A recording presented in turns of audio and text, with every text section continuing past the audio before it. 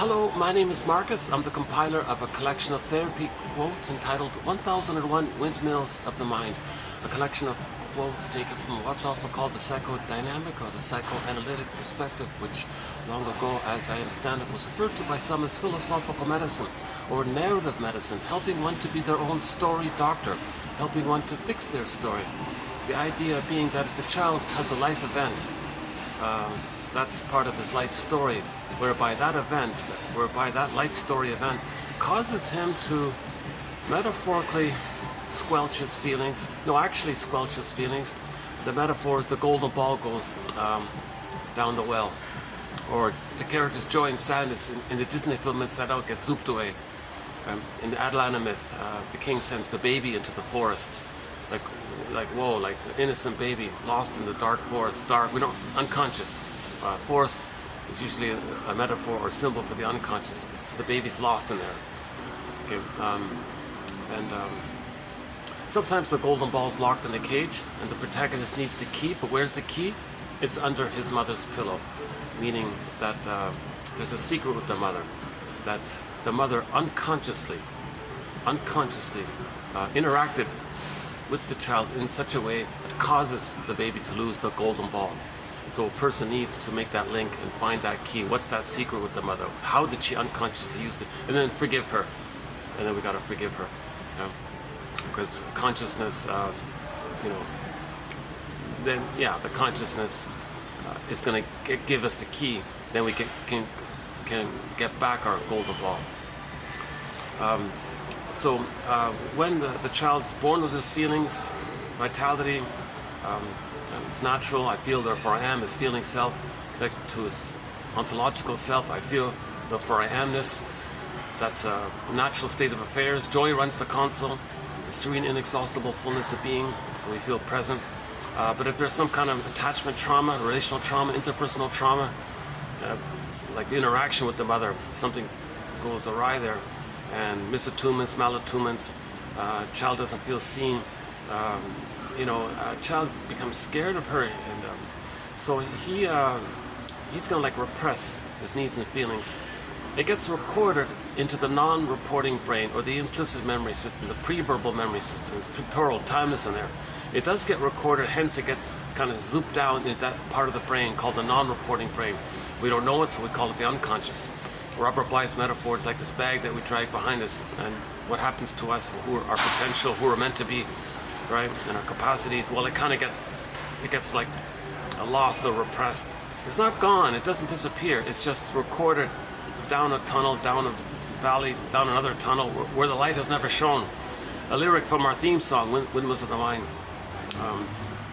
The English version I'm using is Barbara Lewis, but our theme song is the German cover by Katja Epstein.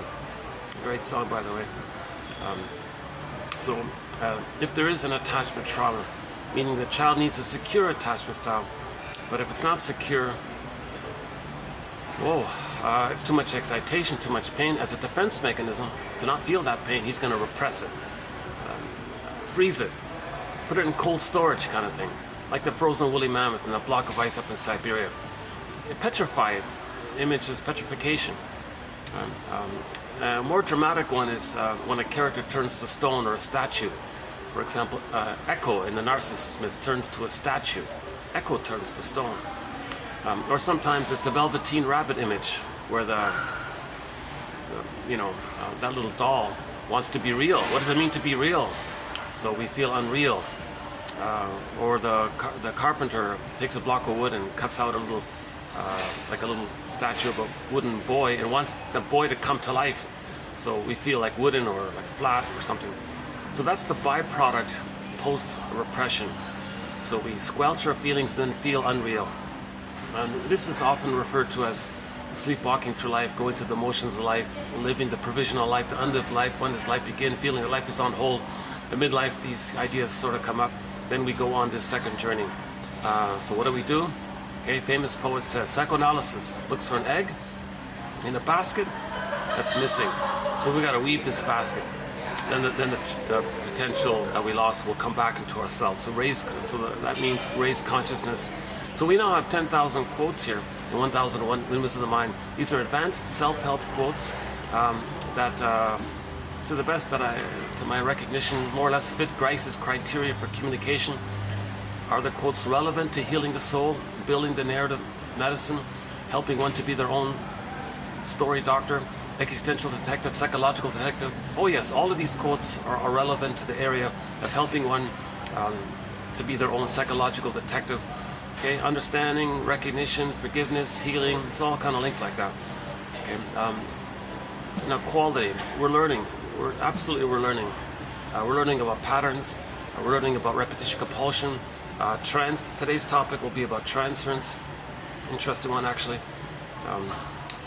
We learned about the theory that, as explained by Paul Levy Russell in TQ 2119, when there's trauma, organism seeks healing because the baby doesn't understand time.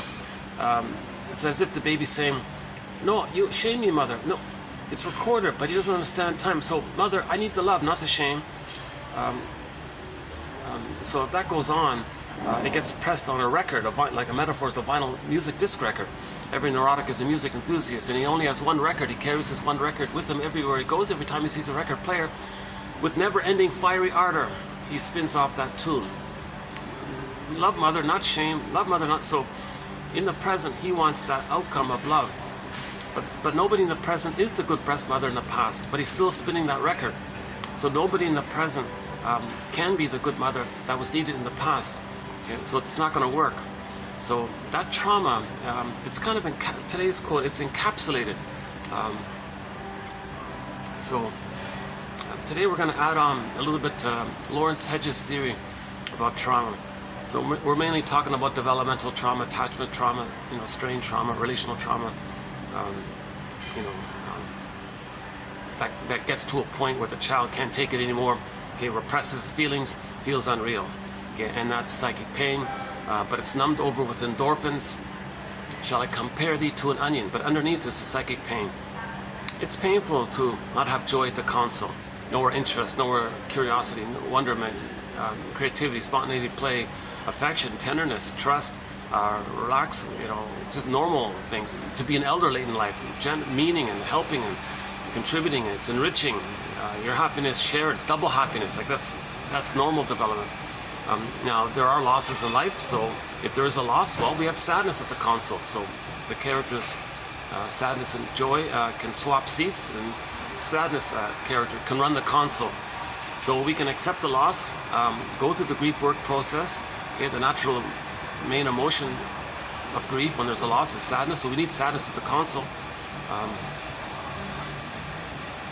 So if we don't have joy and sadness is zooped away, golden ball zooped away, potential, innocence zooped, and we're frozen, and then we feel petrified and frozen as a result. That means we go through life without knowing really our feeling self. We feel unreal. We don't know our feeling self. So we don't know our interests, and we don't feel present. If we lost our golden ball, we're going to dwell in the past. Enter the quote from the Greenberg film. Shrink said to the guy, "You have trouble living in the present." So you're dwelling in the past because you never really lived it. Classical conditioning.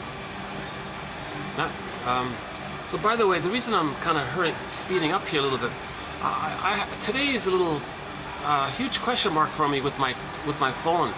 My internal storage says I only have a few minutes left, but my memory card says I've got space. So I don't know what my camera's going to do this time around. So what I'm thinking I might do is just abbreviate the introduction here. I get in the quotes in case my camera's going to suddenly cut out. So this might be like a short video this time. If it does keep going, I'll go back and pick up on the introduction. So I've been battling with my phone. There's an inner conflict with my phone, it seems. My phone is confused about the card. Is it compatible with the card? I'm not sure how. It's strange. Sometimes my camera gives me plenty of time. Sometimes my camera just suddenly cuts out because there's no storage or some bizarre thing. I can't figure out. I've asked tech people. They don't get it. No. So potentially this might only be like a 30-minute video. So I'm hoping to get in the quotes within the 30 minutes. So I want to speed up the introduction here. So let me finish the introduction here. So it's simple. It's similar to classical conditioning. Okay, Zig Ziglar, popular self-help motivational speaker. Not a fan or anything, but I saw his little clip there where he explained that there was a flea in a jar, there was a lid on it, and the flea was trying to escape. The flea wanted to flee, but there was a lid on it. He kept hitting himself on the underside of the lid. He kept doing it again and again, jumping up. Finally, he figured out it wasn't good for him to do so, so he jumped at a lower level. The experimenter removed the lid, and the flea could then fly out. The flea could flee, but he couldn't see the present for the present. He saw the present in terms of the emotional past. He saw the present in terms of the emotional past. So we could say he's transferring the emotionality of the past into the present. So he's dwelling in the past. So he's neurotic. He could be free, but he's stuck. He's dwelling in the past because it was too much pain. He was conditioned there. He's afraid to try again because of all that emotional there. He couldn't process it. So he's got a similar, another self-help author does a similar exercise. I don't know the full story. This is kind of like an abbreviated segment of it. I guess it was about a farmer somewhere had a baby elephant and wanted to keep him nearby or something. So he tied some kind of rope to the elephant to a post. A baby elephant was charging, trying to break free, and he couldn't do it. He kept hitting him, bumping like the flea. He kept bumping. He couldn't do it. Did it again and again. This went on for a while, and finally he stopped. Okay, fast forward a few years. That baby elephant grew up to be a full-sized adult elephant with the adult, strength of an adult elephant. And realistically, with that power, he could easily break the post with the rope there. He didn't. He was dwelling in the past. He couldn't enjoy the present. He couldn't use and be free in the present because he was dwelling in the past. Again, the Greenberg film. Not a great film, but a great quote. You have trouble, Shrink said, you have trouble living in the present. So you're dwelling in the past because you never really lived it. Meaning you couldn't process it, you couldn't accept it, it was too painful, so you're frozen there. So people do the same thing. When the child loses his golden ball, okay, he's going to be afraid to feel in the present. He's going to be afraid to know his true self in the present. His real self capacities, his interests, to trust, generativity, spontaneity, play, and like the more, like the warmth of the humanists, right? I'm okay, you're okay. The natural qualities of the human temperament. That they're afraid of all that because originally the baby had that, but it was so pained. That's the broken story. That's what we're talking about. So we weave this basket of knowledge. It's like a nest, it's like a container, and then it may start to come back into ourselves. Okay, but if the feelings are gone like that, one author says, well, we feel disembodied, and Kristen Wilson says, if you're not in your body, you're not making sense, literally, and it's disembodied discourses that causes these problems. So back to the record there. The basic, an oversimplification of it is that baby had a need for the reverie, the attunement, the safe, positive interaction with the mother. Mother soothes the baby, sees the baby, feels he can do those things himself. He needs that interaction. He doesn't get that, so he's frozen. So from the baby's perspective,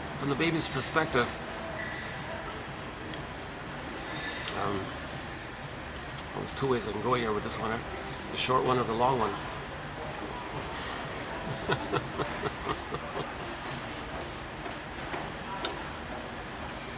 If I don't get to the quotes, and this video does cut up, there'll be a part 2, and I'll come the next day and do a part 2. So maybe I can do it that way after all. So let's do the important one, the Lawrence Hedges one, because it's going to tie in with today's quotes here. So Hedges has a provocative theory. The jargon is a little triggering. I avoided it at first. I slowly finally came around to it. Hedges has this provocative jargon as follows. When the baby says to the mother, hey mother, I didn't finish the repetition compulsion yet, so let's finish the repetition compulsion one, then I'll go back to that. Okay, so the record is, okay, mother, I need love, not shame. No, I need attunement, safety, development. See me and be there for me. Let me have that experience that you love me, then I can feel loved and feel safe to know myself. I need that kind of, not the shame, not the rejection, not the misattunement, not the strain, not the bobines, not the gaslighting, not where I freeze up all the time. So it gets pressed on a record. Okay, so imagine that tune is getting on a record, right? It is recorded, but the baby doesn't understand time. So, okay, there's a phenomenon called repetition compulsion, meaning to get out of that pain, they want to replay it with the fantasy that mother can provide the proper outcome this time. But there is time, so it doesn't work. So every neurotic is carrying this record. In every new situation, they're going to replay that record with others in the present as stand-ins, like a theater thing, like a psychodrama thing, to represent, like symbolize, metaphorize the original interaction in the nursery. So they're not going to enjoy the present. They're going to misperceive the present, misunderstand the present, misuse the present, invent the present, manufacture the present, and then relate to it emotionally, that they're still in the emotional past. So the present becomes the presenting past. The present's like a spin replay of the past. Yes, cognitively they know the present's the present, but they're going to relate to it emotionally still in that unfinished business place with the mother, where the baby needed love, not shame. Love, not, he's still waiting for that. He's still searching it around, because the baby doesn't want that outcome of shame all the time, because then he goes through life feeling unreal, numb, sleepwalking, provisional life, missing life. Where's the joy in life? Can't mourn losses, complicated grief. Becomes a curmudgeon late in life. He doesn't want to become a bitter, stingy curmudgeon late in life. He wants to have his heart feelings. He wants to be relaxed in his body. He wants to have his mind, heart, and body aligned. Like his mind connected to the body and the feelings, he wants it aligned. Okay, notice in The Wizard of Oz, with trauma, okay, loss of the heart, that's the Tin Man. Okay, knowledge, can't know it. Baby can't know it, it's too overwhelming. So that's the scarecrow off in another place. The truth being like that means the person feels disembodied. Okay, that's the cowardly lion in another place. Okay, so the heart, mind, body are kind of fragmented. They're not aligned like that. So Dorothy is like the part of the psyche that's trying to line it all up. There's this innate drive to line it up, to get the heart, mind, body centers all lined up, so we feel, you know, like the plumb line to the self. We feel connected to ourself, and we feel relaxed and enjoy the present, and not battling with the mother in the past, trying to change the mother, save the mother, correct the mother, come on mother, and be angry and it doesn't work, and using others in the present to stand in.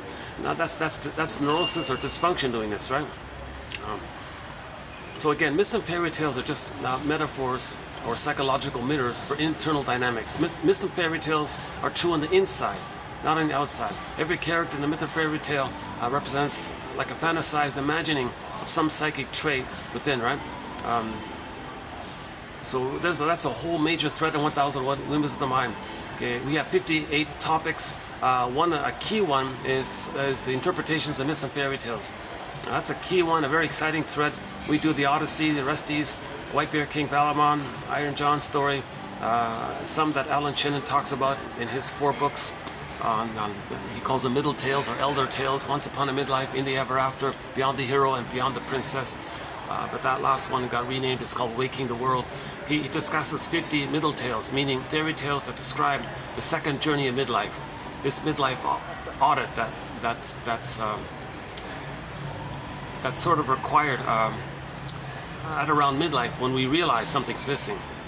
That's called The Hero's Journey by Joseph Campbell, or I prefer Chinnon's phrase, the second journey of midlife. Okay. So, for example, in the Odyssey, Odysseus looks into the unconscious. He sees Sisyphus in there. Odysseus looks into Sisyphus's face, and he sees that it's his face. Nearby, he sees Jocasta, his mother. Agamemnon, how he betrays himself. So he's learning about this. So we gotta look at these, with this recognition of the greatest hurt of all. The greatest hurt of all. Okay. The truth will upset you free. The greatest hurt of all. Mother failed me, meaning she failed to provide a secure attachment stop. Now we got to be a detective. Why? What's going on with her? Okay, human condition. We're homo traumicus, intergenerational trauma. She herself didn't get a secure attachment stop. Okay, she was traumatized. Now she's repeating. Now the mother's repeating what happened to her. She was shamed by her mother. Okay, she identifies with the aggressor. She's going to shame herself. She sees the baby as herself. She's going to shame herself, meaning the baby, to replay how the mother shamed her, because she's become the mother, because she's respinning that record. So back to that record. It takes 2 main forms. Mother shamed the baby, keep it simple, right? If the trauma's not too bad, if the trauma's like milder, let's say, the repetition compulsion takes a direct kind of parallel to that. Mother shamed the baby. Person goes through life goading people to reject them, to reenact how the mother rejected them. Easy to do, right? Give people impossible tests, be uncooperative, passive-aggressive, just do little things, little things that you don't speak clearly. People are straining if you hear it, they get frustrated. Then finally they give up. Oh, they rejected me. That the mother did that. Okay, so they're recreating in the present what happened in the nursery with the grand fantasy that by doing so, somehow, mother in the past will provide the love that was needed. They're looking for that original missing love that was needed in the nursery. So they're replaying it again and again until they get that. It's ridiculous because nobody in the present is the mother in the past, plus there is time, plus nobody in the present can recognize it, invent a time machine, take it back and change it and morph and change. Okay? It doesn't work, right? So that's why we need this conscious. We gotta see repetition compulsion as a mirror,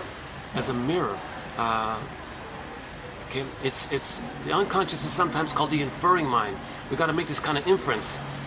Am I doing something in the present? Does that mean I'm trying to know what happened in the nursery? Really? Like, whoa! Like that's quite a provocative idea, right?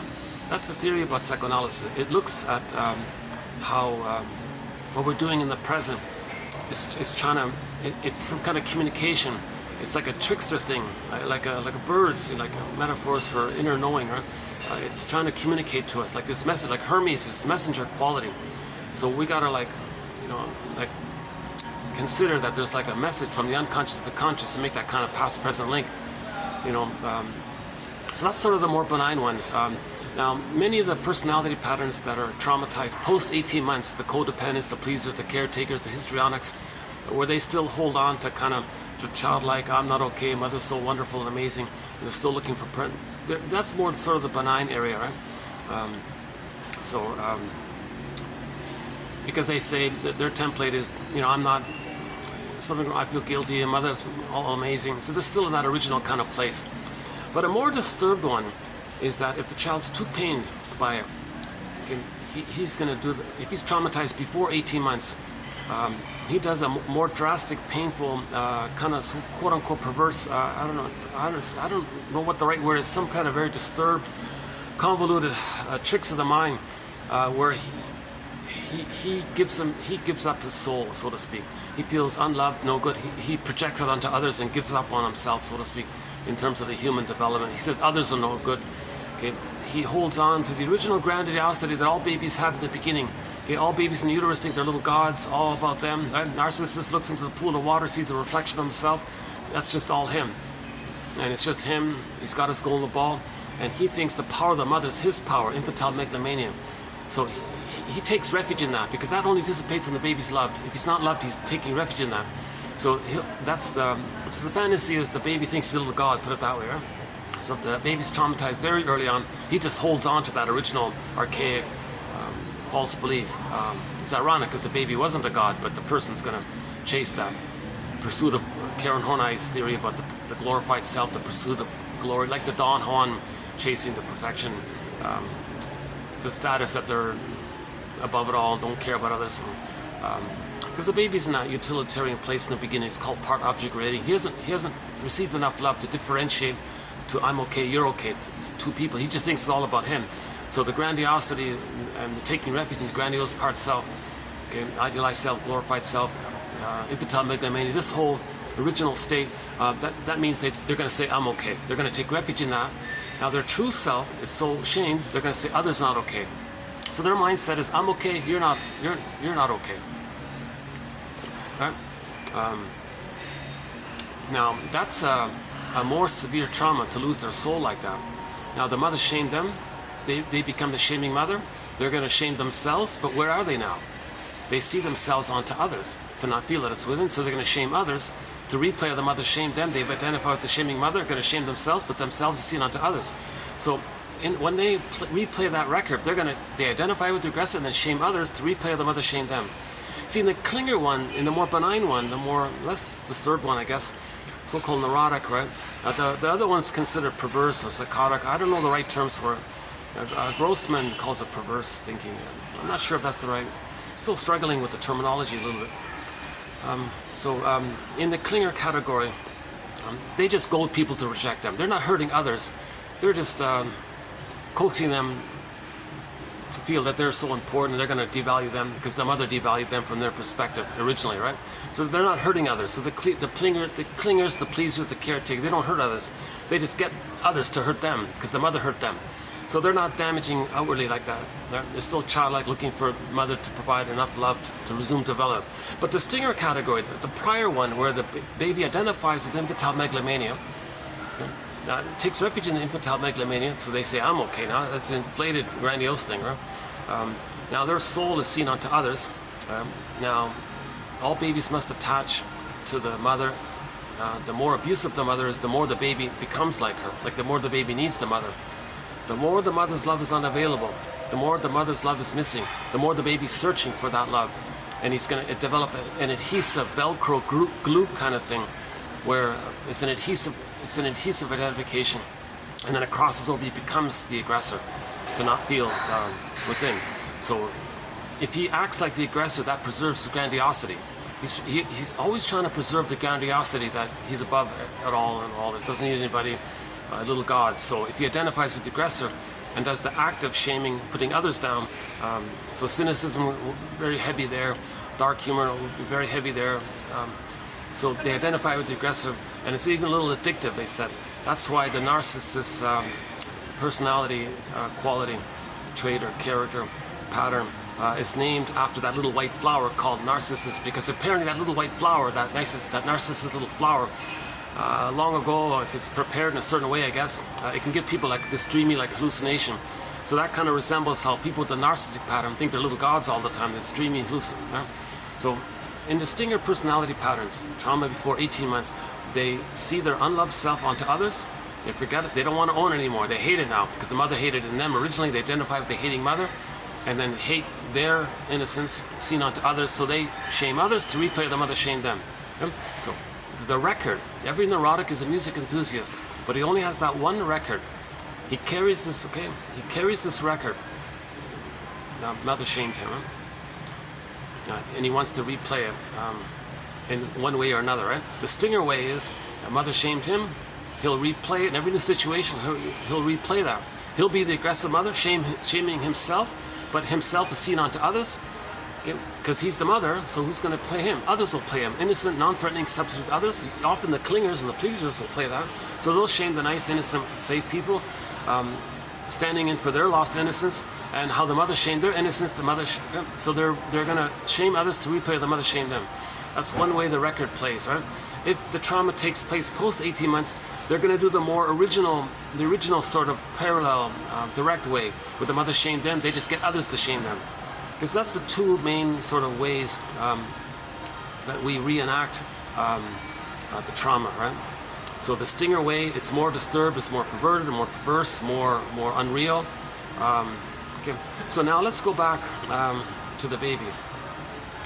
When the baby, that's originally, when the baby says to the mother, "Mother, I need love, not shame," and baby's shamed, miss a tune, malatune, bottle schedule.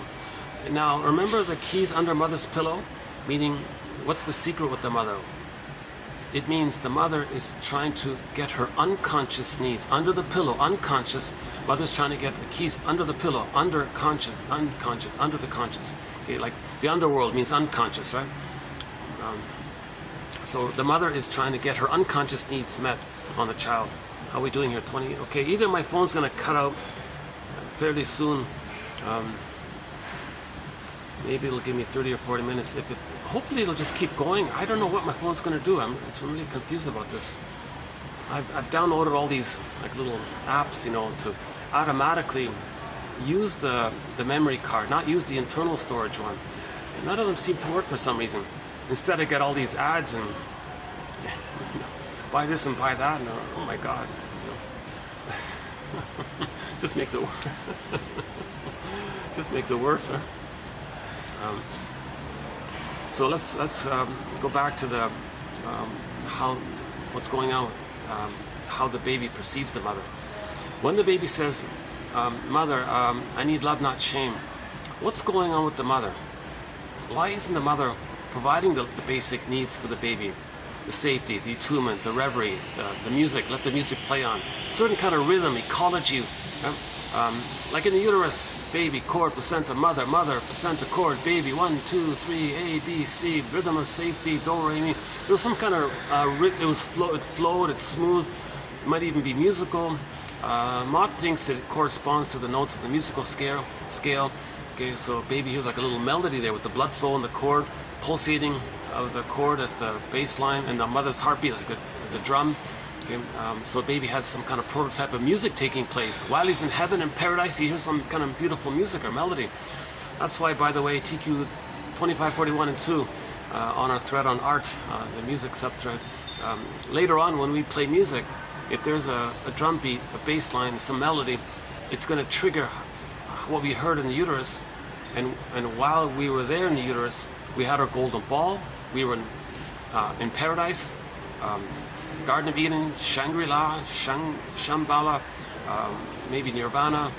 I think it's Avalon. Is that another one? Avalon, is that one? Any kind of paradisical kind of image. So he was feeling great and wonderful, and most importantly, he had his golden ball, meaning he had all of his feelings. So later, okay, post-birth, when we hear music, it reminds us of when we had all of our feelings. Hence the idea that music is the master emotion, because it links us to when we had all of our emotions. And we may lose them. We love music because it reminds us of the good time when we had all of our emotions, our vibrancy, the golden ball, the sun image, we radiant, we feel great, kind of thing. Right? So the baby needs to let the music play on, that rhythm to play on. So when he's born, you know, he's meant to like latch and suckle and nurse and the nerve lines, and that nerve line provides a continuity. The baby's signals go through the nerve lines. Something about the mucosa nerves in the child line up with the nerve endings in the nipple and the breast to the mother. Then it goes to the mother, and there's like a line there, like a cable. So baby sends little signals. Mother gets it, she responds. It's kind of musical. Let the music play on, it flows. Huh?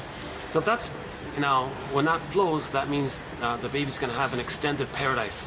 All babies need an extended paradise. Babies cannot have paradise lost at birth, biological birth. They need an extended paradise for the first 4 to 5 months on average. The range seems to vary, but just ballpark 4 to 5 months, let's just say. So baby says, Mother, I need my paradise. I need paradise with you. I need like an interaction with you. The paradise means an interaction of the attunement, where the mother understands the signals and responds. Okay, so what the baby needs is her reverie, her presence. Okay, then the child can be present to himself. Okay, mother soothes the baby. He can soothe himself. Human connections lead to neural connections. The baby's brain is malleable. He's laying down circuitry based on the interaction with the mother. Human connections lead to neural connections. So he needs a positive interaction to lay down a normal neural circuitry. First 3 years, he needs that. Mother, I need some positive wiring here. Don't freeze up. Don't like reject me and make me think of you, be enraged and think you're a monster and be afraid of you. And I don't want these kind of terrible memories. I need a paradisical kind of memories here. Hold on a second. Oh yeah, might. Well, if it rains, that's okay. I'm prepared. I've got my raincoat.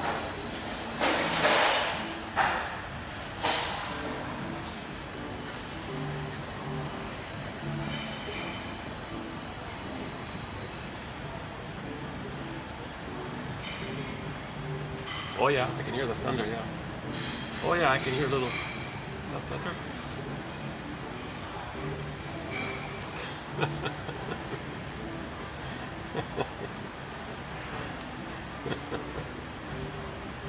What's that song? Thunder and rain.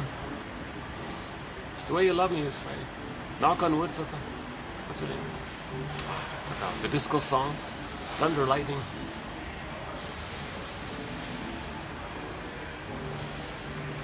So, some mothers, unfortunately, unknowingly, are trying to meet their unconscious needs. They're going to use the baby. Oh, I see some the reflection of some jumbo screen here. Okay, is that it? All right. Some mothers unknowingly are going to try to meet their unconscious needs using a baby. Like, whoa, the mother's there to meet the baby's needs. The baby's not there to meet the mother's needs, conscious or unconscious. So the baby's going to say, hold up here. There's something wrong here. Who do you think I am? I'm your little baby here. To look clearly. Now, the mother might be doing several things. One is, if she had been traumatized herself, she's going to see her lost innocence onto the child and think that her baby is her, and that timelessness when she was a traumatized baby herself. The mother identified with the aggressor, okay, the baby's grandmother. So the mother identified with her mother. She's her. That grandmother's going to shame the mother, the middle one. She identified with her. Mother identified with her mother. And she's going to do to herself what the mother did to her. That's the stinger one. So now the mother is going to replay what happened to her by acting like her to shame herself, but herself is now the baby. And the baby's saying, whoa, mother, hold up here. What are you doing here? Oh my God. Please look at the calendar. What year is it? What year is it? I'm a little me in the year now, right? And you think I'm you from 30 years ago or something? Come on here. Let's be real here. I'm not you when you were a baby, nor is it 25 years ago or something. Okay, so the baby's like, really, like, what am I dealing with here?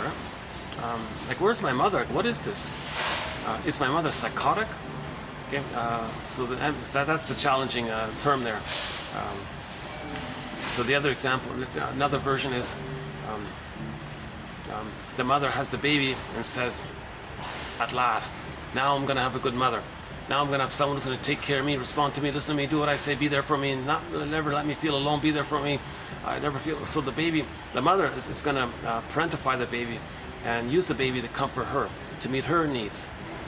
Because when she herself was a baby, she missed that good mother need. So the baby, she can kind of brainwash the baby, so to speak, to be like reliable and need her and always be there for her. And the mother can easily do it. You know, see, it's easy for the mother to condition a baby to compel them to be dependent. Think about the Stockholm syndrome kind of phenomenon, right? So the more abusive she is, the more the baby will need her and cling to her and can't never let you go. So that some mothers want to parentify the baby. So the baby's saying at that point, hold up here, mother, what's going on here? I can't be the good mother that you needed in the nursery. What year is it? Plus I'm not the missing good mother that you didn't have. I'm not her, nor is it that year. Is my mother? Do I have a psychotic mother here? What's going on here? Now some mothers maybe just directly transfer the shaming mother onto the baby, because the mother's got unfinished business with her mother. She never processed that, right? So now she feels safe with her baby. When a person feels safe, they project. So she's going to project the rejecting mother onto the baby and think the baby doesn't like her. Baby, are you rejecting me? And now she's angry at the baby, meaning she's angry at the mother. Now sees her rejecting mother flies it onto the baby and thinks the baby's rejecting her. The mother's, oh, you're a baby, you're a bad baby, and all. Baby's saying, hold up here. Oh my God, again? Seriously? I'm not your mother. I'm not like my grandmother. I'm not your mother, baby's saying.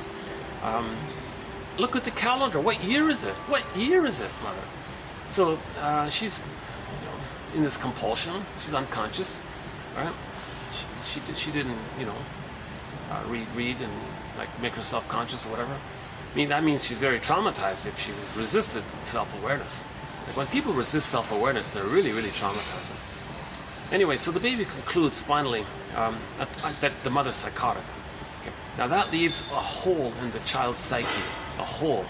In that hole, the child's golden ball goes down through that hole. Now, different authors have a different phrasing for this. One guy calls it the basic fault, and the golden ball goes down that fault line. Someone calls it the black hole or something. Anyways, I'm going to use Lawrence Hedges' phrase here. It's like a psychotic pocket. It's a pocket, and the golden ball goes down this dark tunnel, this well, like a pocket kind of thing. So he loses his golden ball down that well because the psychotic mother created a rupture in the child's psyche, and he kind of loses himself there. Enter Emily Dickinson's poem, "There is a pain so utter. There is a pain so utter, it swallows substance up. Now he's in a swoon, in a trance, going around it, avoiding it, because it's a lot of pain in there to face that. Abandonment depression, persecutory anxiety, the way a baby would feel if you weren't going to make it. There's a lot so he's going around it in a swoon, disassociation, Dreamboat Annie. We played the song Dreamboat Annie by the band Heart yesterday. The poem, Dickinson says, where an open eye would drop him bone by bone, consciousness would bring him back into himself. He's got to make himself conscious to get back into himself bone by bone. That's her little device, poetic device there, to get back into your connection to yourself bone by bone. Interesting, huh? And so that's what we're trying to do, have this open eye. That's called raising consciousness. So I won't play it now, but we've been playing recently the song Rise by the band Harlequin. And he just passionately says, we got to rise, we got our consciousness to rise. We want to rise, we want to raise consciousness. If I do get storage, I'll play it later. I keep wondering if this is going to cut out. Again, if this just suddenly cuts out, there'll be a part 2. Hopefully I can finish this. Oh, my poor, sorry. You know, when I'm holding the camera, sometimes I get a little muscle twists. So that's, okay, another poem. Look up the poem, A Great Hope Fell. The baby had a great hope, it fell. The hope was for a secure attachment. The hope was for his paradise to continue. That fell. His golden ball fell down that hole, that psychotic pocket hole, that hole that the psychotic pocket created by the psychotic mother, leaving that rupture in his psyche. A great hope fell. You heard no noise. The wreckage was within. O cunning tale that left no witness in. You can't even see it. You can't even know it. Okay? There's no recognition of it. There's no and he's disassociated, the trance one. There's echo flying off in the corner. He couldn't even, or the scarecrow in the Wizard of Oz is far off in some other place. Okay, left no witness in. So we gotta be our own caring witness. Grief is healed when it's witnessed by a caring other. We gotta be our own caring witness. That's we get to a certain place in that. Then ultimately we need another human being as a caring witness. That gives us the safety needed, and their accepting presence. We need that in the healing process. So 1001 Windmills of the Mind is mainly about building a nest, right? I'm not a shrink, I'm not a therapist, I'm not an analyst, I'm not a social worker, professor, doula, midwife. You know, I have a BA, keep that in mind. Keep in mind Robert Bly's words when he speaks to his audience. He begins the lecture with, hello there, dear audience. Thanks for coming tonight. Welcome. 30% of what you're going to hear in this lecture is wrong. It's up to you to figure out which 30%. Meaning each person has to weave their own basket. There's no packaged answer here. These quotes, these are theories, these are guesstimates, these are hypotheses, these are speculations, these are invitations for mutual exploration. Right? These are like little clues. We got to be our own detective. Like a bird flying around picking up twigs and leaves wanting to make a nest, we got to like pick little quotes here and kind of weave this basket. And these quotes can do it. You know, and things link up. So you leave some aside, come back. It's cyclical. You read some, put it aside, come back again. So my little sales pitch here is I personally believe everybody over 35 can benefit from having 1001 Windmills of the Mind, this encyclopedia of insights from this soul repair tradition on their iPhone. And like, again, back to Robert Bly, read psychology, the study of the soul, every day for 10 minutes. Every day for 10 minutes, read some of these quotes. And that roughly fits in with every video. And every video, if you click the more link, you'll get about 10 minutes worth of reading. So every day, read 10 minutes. And then that's weaving the basket. Don't look for the egg, don't look for, it'll come up on its own. And if you get a dream, okay, you wake up, it's like this in my soul today. This is the pattern of my life. So you're learning, things are coming up. The consciousness moves things, and things are coming into consciousness, right? So we want to make the unconscious conscious, but we need the quotes to help facilitate that. Okay, so that's this idea of the psychotic pocket. We're going to follow up on it today's video by Andre Green. So we're going to develop this a little bit. 44 minutes.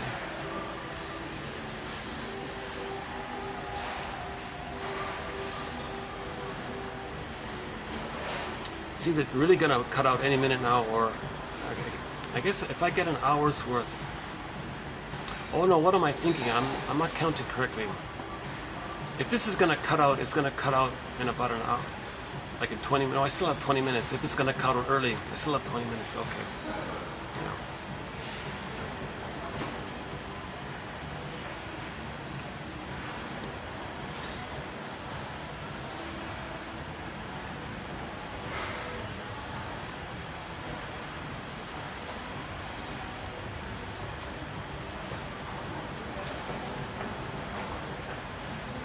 Okay, in that case, what I'll do is I'll read the quotes because they sort of tie in with what we just said.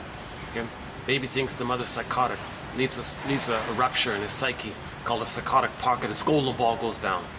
Okay, so we got to be like the princess and ask the frog, meaning facing shame, to get back the golden ball, and accept the frog, meaning how we feel. That's Robert Bly's interpretation of that one. Or get the key under mother's pillow. Forgive her for using the baby to meet her needs. She didn't know what she was doing. In the compulsion, didn't have consciousness, because her trauma was great. Why was the mother so traumatized? What happened to her? Like, whoa. Well, humans are wounded and limited, and that's part of it. And she did the best she could, I guess. She would have done better if she was healed and loved herself. Still some blessings. Okay. Didn't know it all, couldn't do it all, but tried her best, kind of thing. It's got to see kind of a little human ambivalence there. We got to get that kind of human ambivalence. Rosanna Deerchild quote: "The more I learned of my mother's story, the more of a person she became to me." YouTube, Bruce Springsteen, Independence Day, Toronto. Listen to the introduction that he gives to that song. Okay. He's talking about the reality that there was a hurt, but there's still some blessings, but you don't know it. That your parents are people beyond being parents. They had dreams and all that, didn't pan out. Still some blessings. They're people. We gotta, like, forgiveness is the healing journey, right? But forgiveness, we need understanding, that leads to recognition, empathy for self and other. So we gotta know ourselves, then we know others. So reparation of the other leads to reparation of the self. Heal your parents, heal yourself. Forgive your parents, heal yourself. Title of one self-help book. So let's go back to this pocket, this psychotic pocket that's created in the psyche. Now, by the way, in later life, when a person does try to heal and progress, they're going to come up with that. They're going to face that pocket. That pocket can be called a self-saboteur. Okay, so it's going to sabotage the person's development because of the classical conditioning, of the pain around it, the pain around emotional development. And what happened? Person tries to do something healthy for themselves, that pocket's going to come up called the self-saboteur. It's going to sabotage it. That's called NTR, negative therapeutic reaction. You thought you're doing everything right, you're doing this, and then suddenly you step back, kind of thing. Like, whoa, what happened there? What was that great fear? That great hope fell. You fell in that pocket, self-saboteur. So we played the song Self-Saboteur by Delirium when we talked about that about 2 weeks ago. If you want those quotes, yeah, just type in Hedges in our collection here. It's about 2 weeks ago. We did a two video special on his theory there. Masterson explains it with his axiom: self-activation triggers abandonment depression, an umbrella term for all the desperate feelings the baby feels: despair, helpless, hopeless, powerless, rage, shame, etc.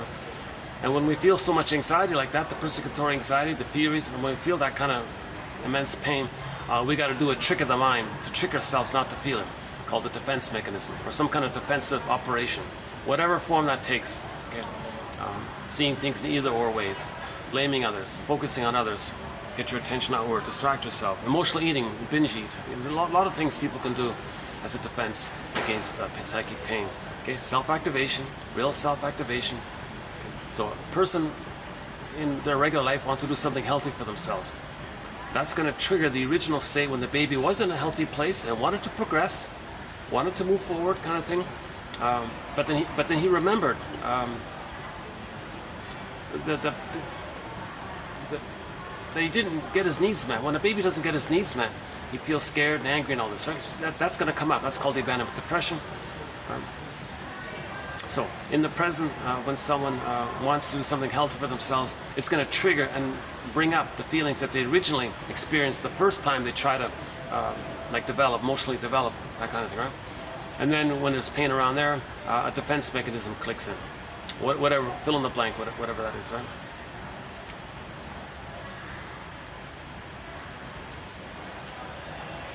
Oh, my poor arm, oh, yikes, oh, hold on a second.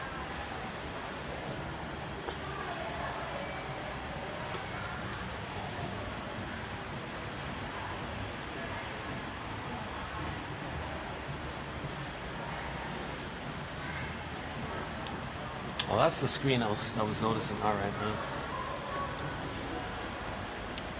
Oh, there's an ad.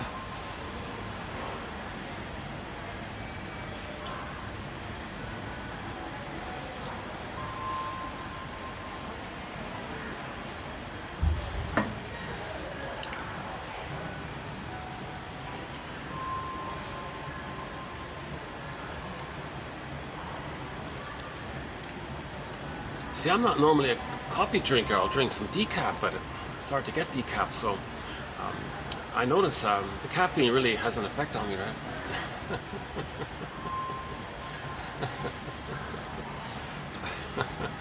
But maybe it's just I can only handle one coffee. Oh my God, yeah. It's a sign of my trauma. I don't know. Yeah, so it's important to conceptualize this psychotic pocket, this fault or something, this something in us that's a memory of much pain that comes up when we try to progress. Okay, so this is something you've got to face, got to heal. You know, we can't just keep walking around it in a swoon like that poem, Emily Dickinson. There is a pain so utter it swallows substance up. And we go around it like in a swoon, like in a trance, around, across, but not, you know, we can't, there's something there, right? There's some like danger there, right? I think in fairy tales, you're not supposed to open a certain room or something, maybe it's like that. But with an open eye, we get back into ourselves, bone by bone, right? She says, you know, interesting poem. So let's try to admit that there's something that we don't know about that's making us dwell in the past. Recreating the past in the present, not enjoying the present. The present becomes a replay of the past, stuck in the past. Unlived life, provisional living, sleepwalking through life, feeling numb all the time, whatever. So let's look at this issue. So let's jump into Andre Green's description of this psychotic pocket. Encapsulating the immediate environment of the wound. So there's he's going to encapsulate it, right? So already we got this pocket image, right? Leaves no other solution than pure reproduction. That's the theory. When there's like a encapsulation of a trauma, the pain is there. It's gonna be replayed, but it can't. If it's not into consciousness, we're not conscious. It's just gonna replay it again.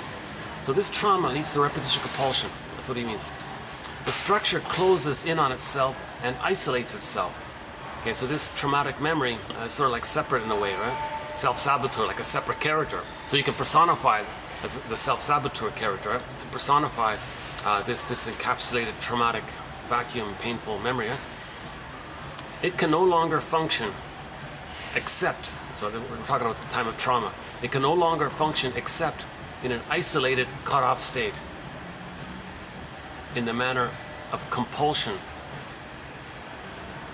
trying to ward off the distress it awakens. So those memories wake up the stress, but then you ward it off. It's isolated.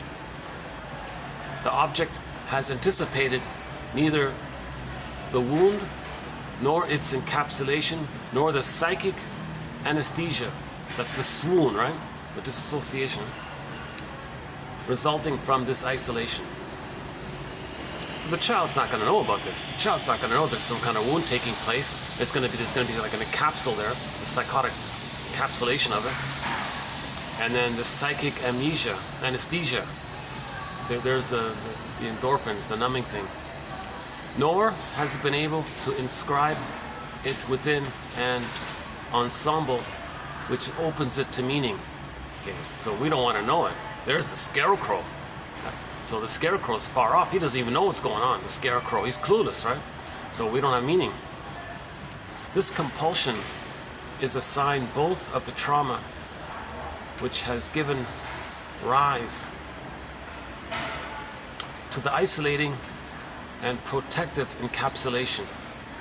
This compulsion is a sign, okay, the compulsion, repetition compulsion is a sign of trauma. That's a key quote from Paul B. Russell. They're synonymous. He says, think of trauma and repetition compulsion as being synonymous. This compulsion is a sign both of the trauma which has given rise to the isolating and protective encapsulation, and of the silent cry, the nameless dread, the nameless misery, the nameless dread, the silent cry directed at the object to signal the subject's distress. So repetition compulsion is a cry by the baby crying to the mother, wanting the mother to reflect, both in the sense of identifying with the child and of thinking of a way to ward off his distress. So repetition compulsion is a cry for mother's love. Repetition compulsion is ultimately a cry for mother's love. But you're doing it with people in the present.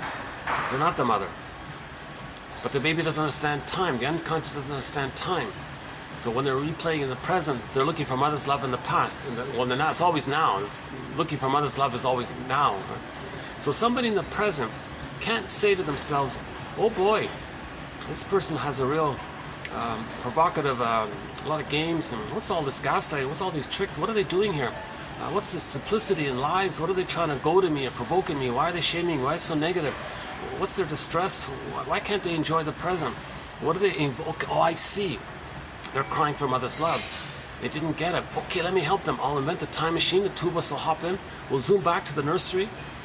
I'll magically morph and become the good breast mother that the person needs. That person will be the baby again. We'll change the past, okay, where the baby gets the soothing and the love, the reverie, the witnessing, the caring, the maternal holding environment, positive interaction, the music play. He gets the wire, hop back in the machine, come back to the present, morph into our respective places. I'll be me, and then the projector will say in the present, hey, let's enjoy the present. I don't have to see you as somebody in the past. I don't have to replay some past drama with you in the present. I don't need you to play a role for my past. You can be you in the present. I can be me in the present. Let's get to know each other in the present. And there's a kind of a mutuality, and both see each other's humanity, the three-dimensionality, their ontological self, person in their own right. It's mutual, thou, but we're wounded at the same time. So.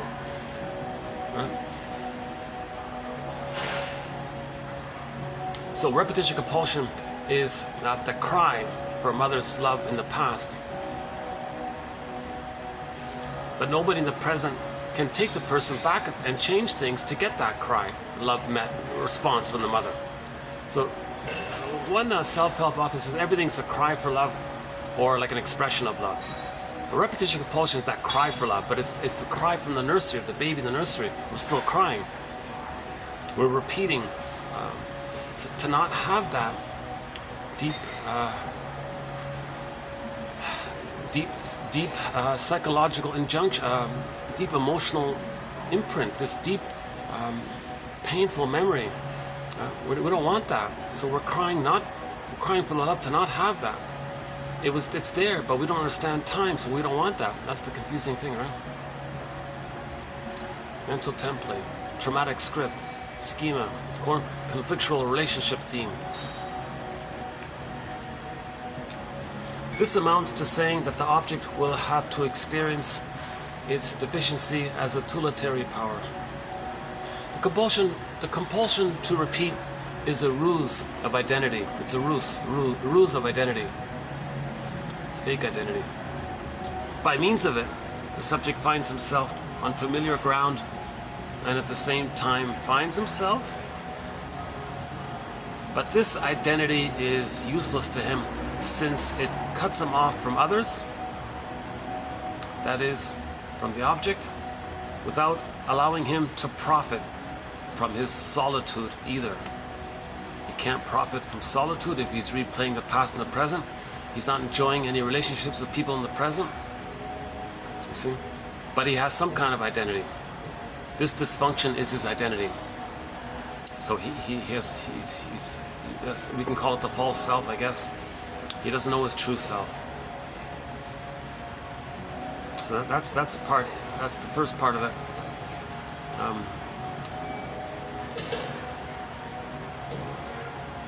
I don't know how it came across with my reading it. I feel like maybe I didn't present it quite right. But if you click the more link and read it, or just better yet, read Andre Green on this topic. What's the book called again? Oh. Okay, let's continue with this one. The wound of an uncompleted task. Unfinished business, right? Mother, I need love, not shame. This is an uncompleted task. Where's the love? He didn't get that experience. He needed a positive experience with the mother to have the wiring laid down so he can resume development, not be frozen inside, not be petrified, turn to stone inside. So it's an uncompleted task. He didn't get the love. Unfinished business, looking for the love. So the wound of an uncompleted task, or one that has gone awry, which, while struggling to get out of the quagmire, that is in danger of swamping it. So repetition compulsion, you're in danger of just living your whole life like that and becoming a curmudgeon late in life. The curmudgeon is stuck in that quagmire all of his life. And that's why he's so bitter, because he can never mourn, he can never have sadness to console. The curmudgeon never went on the second journey of life to forgive the mother, to allow sadness to come in. Sadness needs to be there to forgive the mother. Then you lift the anchor on the rest of the development and resume development. So in the last video,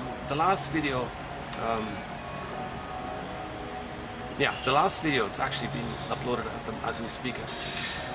Oh, a lot of tech issues. I had a lot of tech issues again. Sometimes things go smoothly. Sometimes I run into a lot of tech issues. On the last video, we spent some time on that one.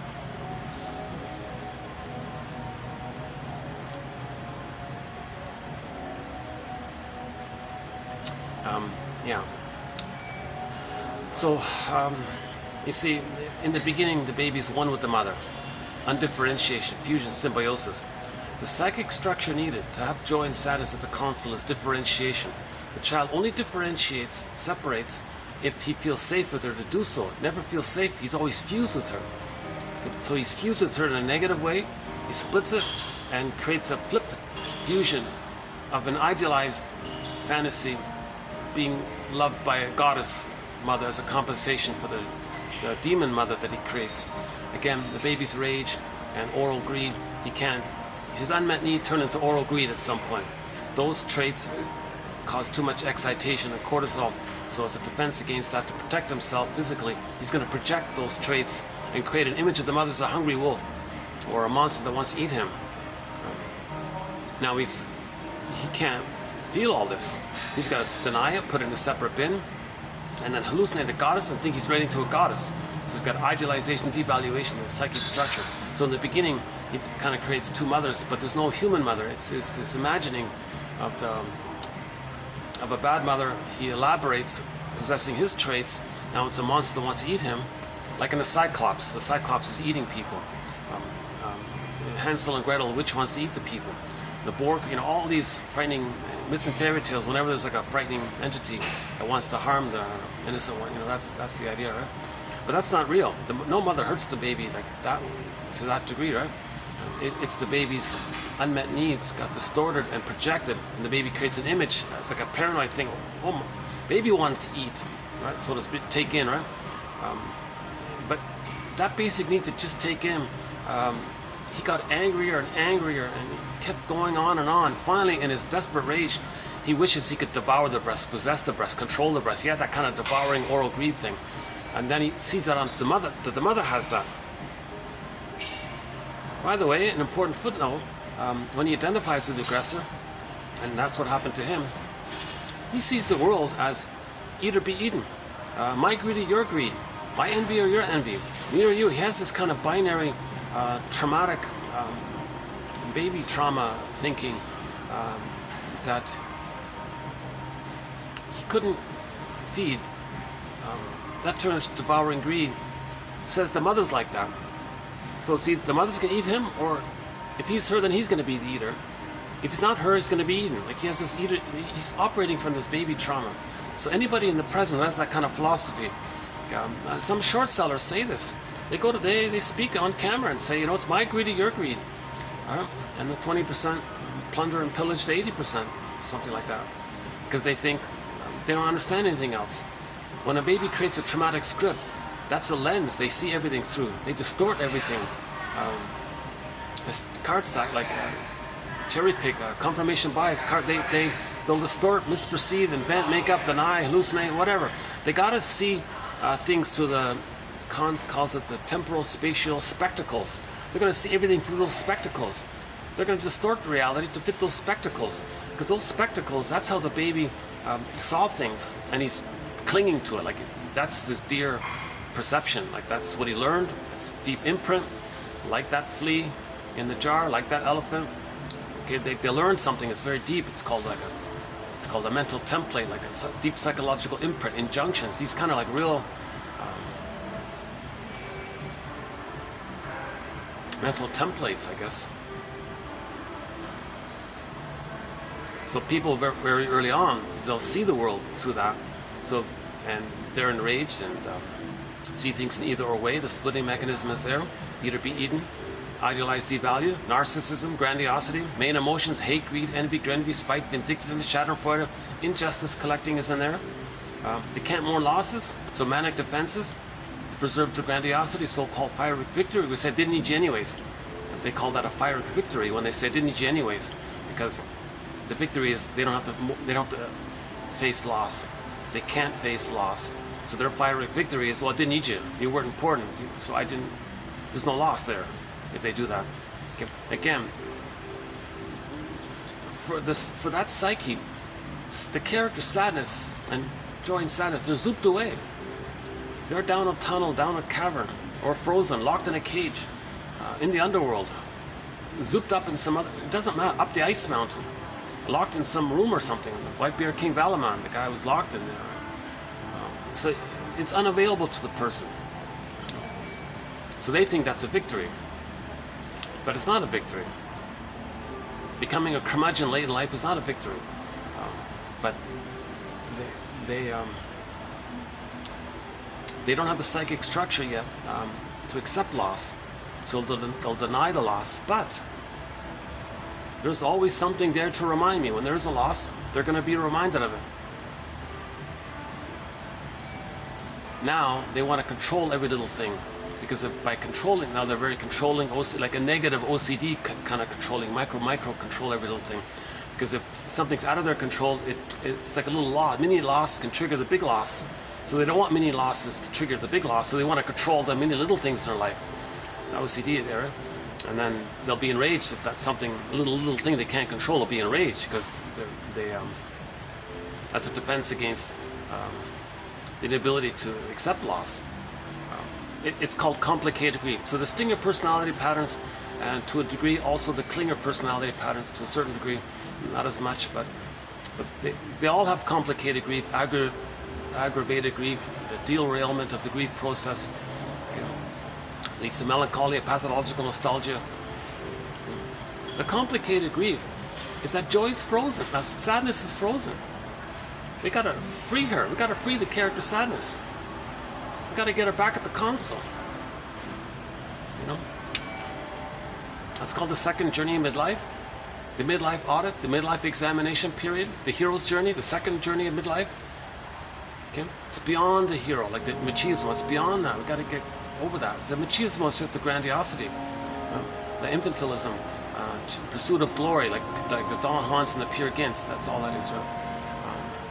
It's empty. It's a mask for the underlying shame, and they see their shame self onto others. They say others are no good. That's how they preserve their grandiosity. That's not a fight. They call that a pyrrhic victory. It's a loss of the soul all the time. Every time they shame others, they're shaming their own soul, seen onto others. So that's a deeper, true loss.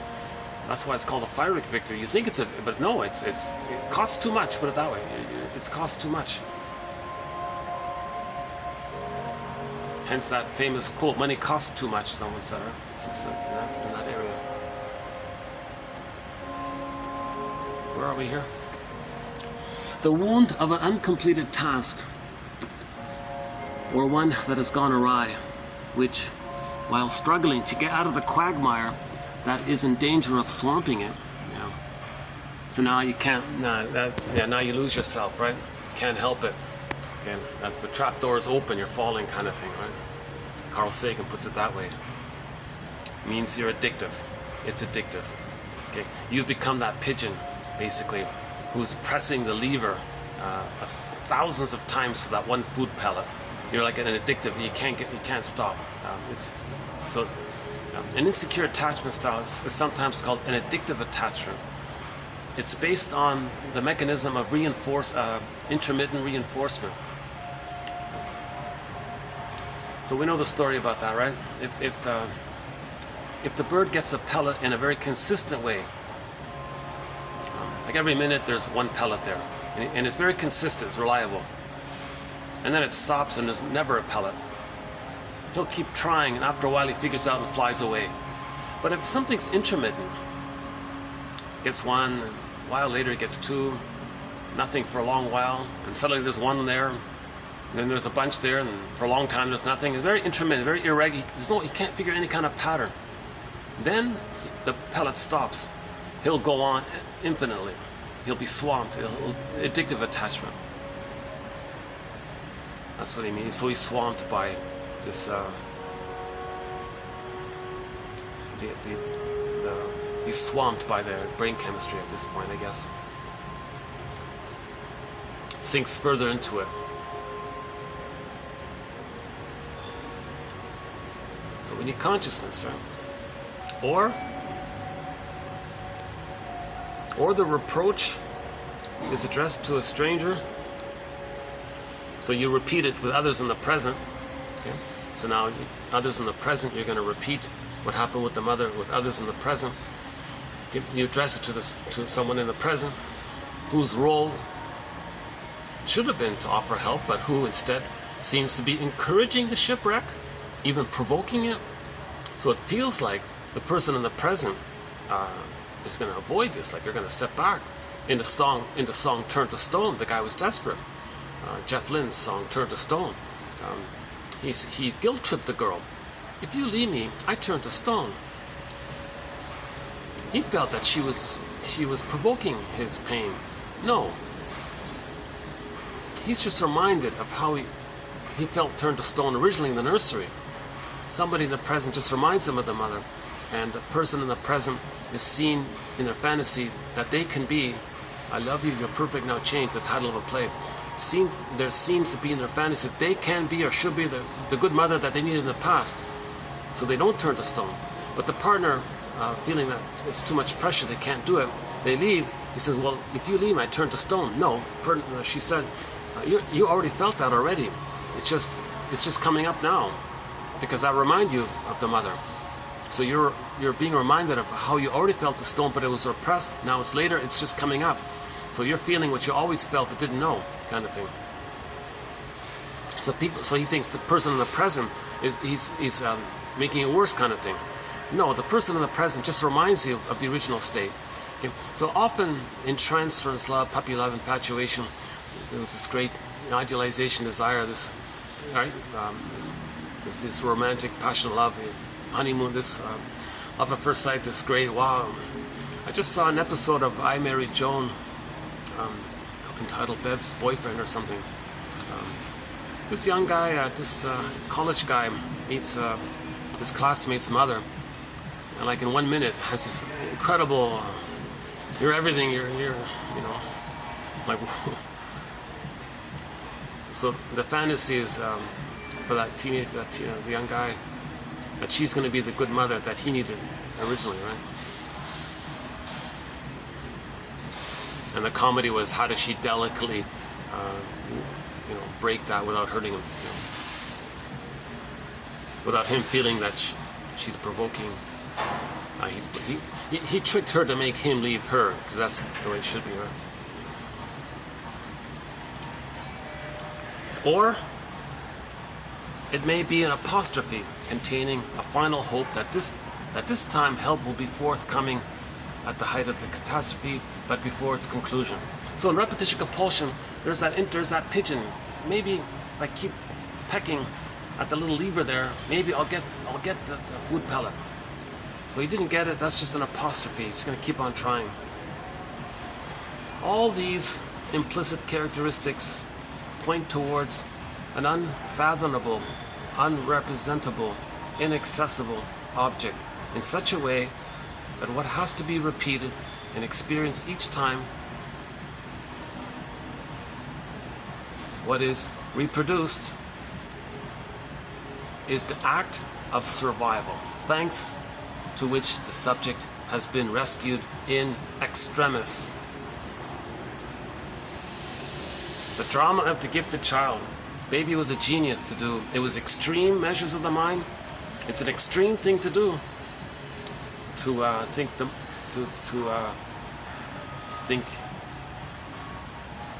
that his real mother's a goddess, and the actual mother is some demon that's nothing to do with his actual mother.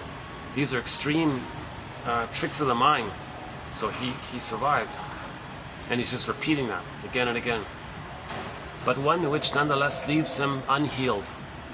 Repetition compulsion doesn't heal, with the exception that when you repeat and see it as a mirror, that's called, today's video, amnesic memory.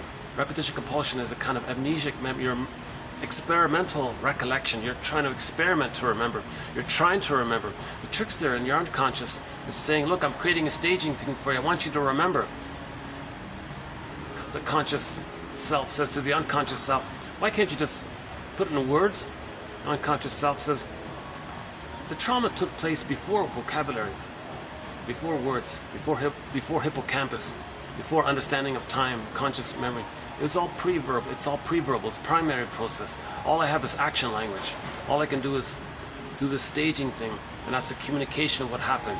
So one time a shrink said to the guy in the little room there,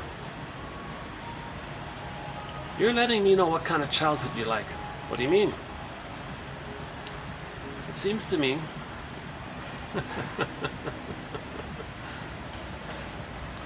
you're letting me know what kind of mother you had and how it felt being with her. You're putting me in the role of you. You're acting like her to show and restage and reproduce, recreate as a communication, searching for memory. We repeat because we don't have memory and vocabulary. We repeat and search for them so we can stop repeating. Build a nest, get the egg, we stop repeating. Okay, the trauma is we lost the golden ball. We repeat and search for it. When we repeat, we gain knowledge and awareness. We find the golden ball, we stop repeating. The self-help author Amy Bear puts it this way. You recreate the situation in your adult relationships that you had as a child in an effort to heal the pain you're feeling.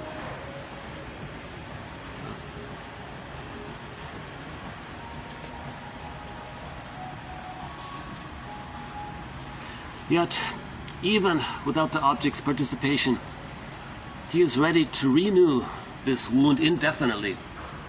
Yeah. So no matter the response of people in the present, they're always going to spin off that record. They're going to spin it off. In every new situation, every opportunity, they're going to spin off that record. Again, Edmund Berger, one of our mentors, his simile for this is every neurotic. Okay. So neurosis is the petrification of an infantile conflict that's repressed. Okay. So baby had a wish, the fear. Wish, the rejection. Need love, pain. So this conflict, it's frozen like that, and it's repressed, and that makes the person neurotic. Whatever is neurotic in their life, it's being caused because of that. So every neurotic is a music enthusiast, but he only has one record. He carries his record with him everywhere he goes. Every time he sees a phonograph, Victrola player, record player, with never-ending fiery ardor. With never-ending fiery ardor, he's eager to replay that song, that tune, his only tune. He's going to play it. However the other person participates, he's trying to replay it all the time. Indefinitely. Indefinitely. Like that pigeon pecking thousands of times. Maybe he does it indefinitely. Or can conceive of no other outcome than one of suspended precipitation. Suspended, it's going to rain or not, something like that. For even if the analyst responded to this appeal in the transference, his intervention, his interpretations, right? His efforts to help, or if he tried to be a good parent even, would be ignored and rejected, partly out of vengeance and partly through the desperate affirmation of someone who is more numb than alive. He's saying, I gotta reject your help because my identity is I'm numb, and I gotta have that. Plus the envy. Remember the genie in the bottle? He's there for a long time. Remember he said, if someone frees me in a short time, I'll reward him. Maybe a little delay, okay, I'll still reward him. But someone makes me wait for a very, very long time, okay, he's gonna eat him. Okay, that's the... Okay, so envy can be there. So trauma early on, for a long time, they're going to be filled with envy. Slow poison, they said. Envy. All the phrases we have. Type in envy in our search engine. One of our threads, envy, mainly by the character Iago, the personality pattern known as the Iago pattern. Okay, that guy, just envy, hatred of the good, spreads secrets, gets others against themselves. Okay. So just a quick shorthand for envy. Baby can't tell the difference between the breast and his experience of the breast. If the baby's experience of the breast is that the breast hated his goodness again and again and again, he loses himself, identifies with the hating breast, acts like that. Mother hated his goodness, he's her, he hates goodness. He's the envy breast now. So to stay attached, connected, safe, have some identity, he's got to hate goodness. To be one with the mother who hated his goodness, that's envy. So if that's all, if that person's coming from there, the therapist wants to help him. No, that's something good. I hate that. I'm safe with the mother. I feel numb. That's my identity, my grandiosity, my safety. I'm going to protect all. That's all I have. So they may sabotage. So that's again the self-saboteur part coming up to a negative therapeutic reaction to destroy the therapy, and has pleasure to see the therapist fail. See, you're not good enough. Okay? I'm going to show you up that you're no good. You're a fraud. My mother was a fraud. My mother was supposed to be a good mother. She was a fraud. I'm going to transfer that to you and make everyone know you're a fraud therapist. You should quit. You're no good. You know, because my mother was. That's the vengeance and the rage and the envy, the addictiveness and the spite and all this. That is, who is reduced to dereliction in a situation of distress without end.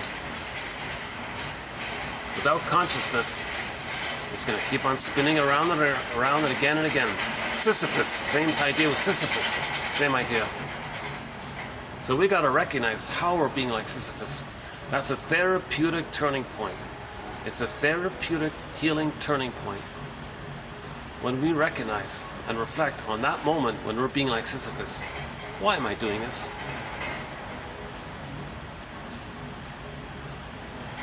What's this compulsion? Hold up here. Let's hold the phone here. Let's pause and reflect on this. That's a therapeutic turning point.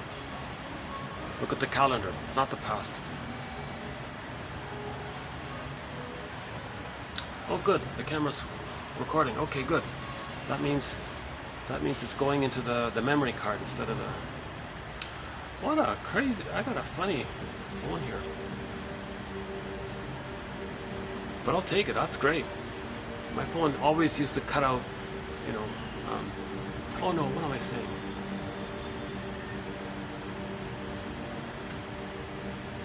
Okay, never mind. Let's just keep going here. Okay, those are the two main quotes I wanted to post by Andre Green. I find them very helpful. I love them. It's challenging. It's a little awkward, a little bit, but it's punchy. It's a little kind of gutsy. It's the kind of thing. It reminds me of the way Edmund Burglar a little bit writes. Just direct, metaphorical, direct, little kind of gutsy there. Metaphorical, poetic, direct, jargon. Yes, jargony, poetic, jargony. But I like it. It really makes awareness of trauma and repetition compulsion. This one right here.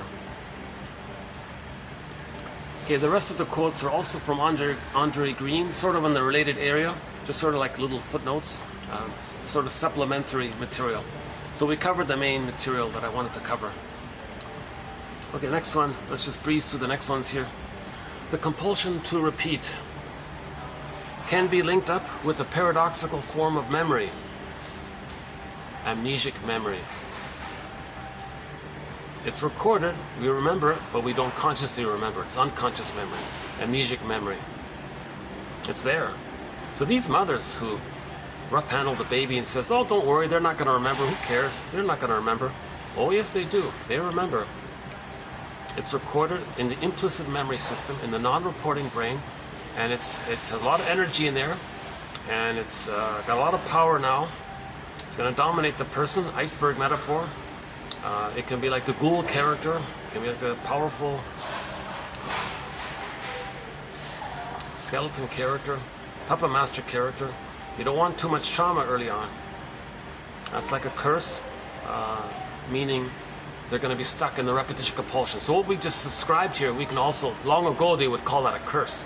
Now we have nice poetic jargon, but long ago, before the jargon, people would say this is some kind of curse, or they would describe it using parables and stories and things,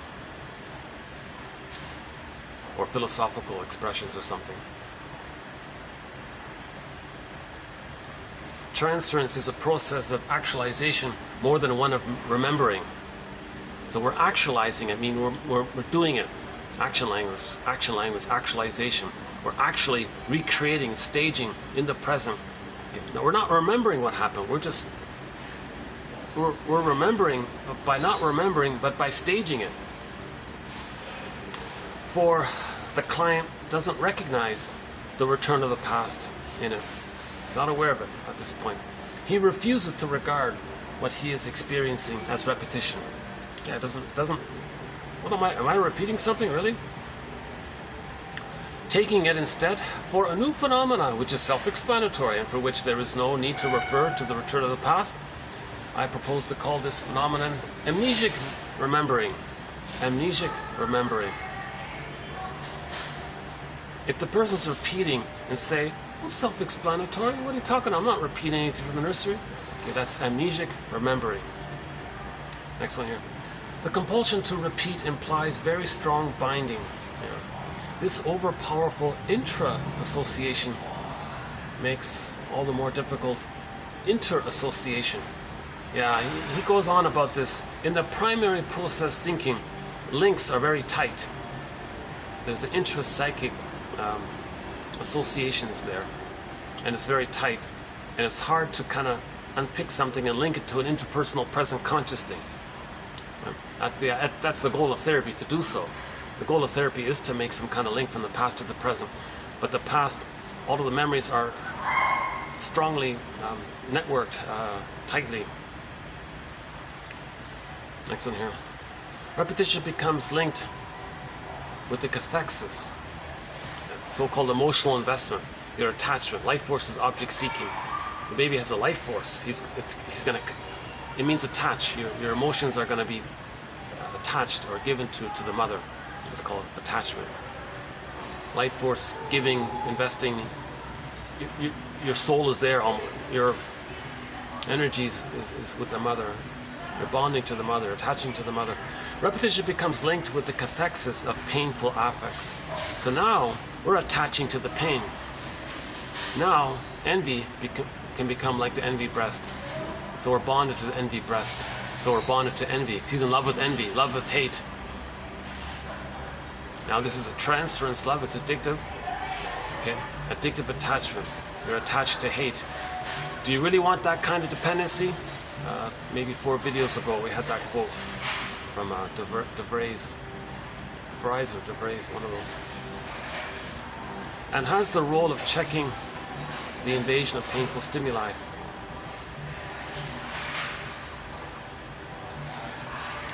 The baby must attach. The baby must attach. If all the baby ultimately gets is the emotion of hate, that's his attachment. If he doesn't have that, he's going to have more stimulus. He's going to have more pain. Although it has not succeeded in mastering the pain, binding has nonetheless managed to capture it, contain it, circumscribe it. So the baby's trying to survive. The baby would rather have an abusive mother than no mother. That's basically what it means. Okay, let's do page 2 here. Repetition is a substitute for memory. Right? Repetition is a substitute for memory. That is to say, a way which goes unnoticed and unrecognized by the client of remembering a memorable emotional event, but one that cannot actually be remembered. Okay, so this is the unknown known kind of thing, right? He is repeating instead of remembering. But one could equally well say that he is repeating in order not to remember. Okay, so we don't want to remember, so we're going to repeat. When we repeat because we don't want to remember, I don't want to remember. I don't want to remember how my mother failed me and did these refused me and blamed me and made me guilty. Said it was my duty to save her. I don't remember her thinking it's my job to take care of her. That's too much pain. The gaslighting involved in there.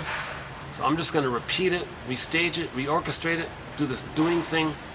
That seems to be a kind of compromise. Amnesic remembering. The doing replaces the memory. In other words, he's acting out. Masterson calls it transference acting out. You're going to transference and you're acting it out, like doing the staging thing. This acting out means you're not going to remember it. The acting out is doing the speaking, but you're not conscious and you don't feel it. The body's doing it, like the acting out is doing it, something like that. Here's an interesting one. The more, look at that last one. Let me. I think I said something wrong there.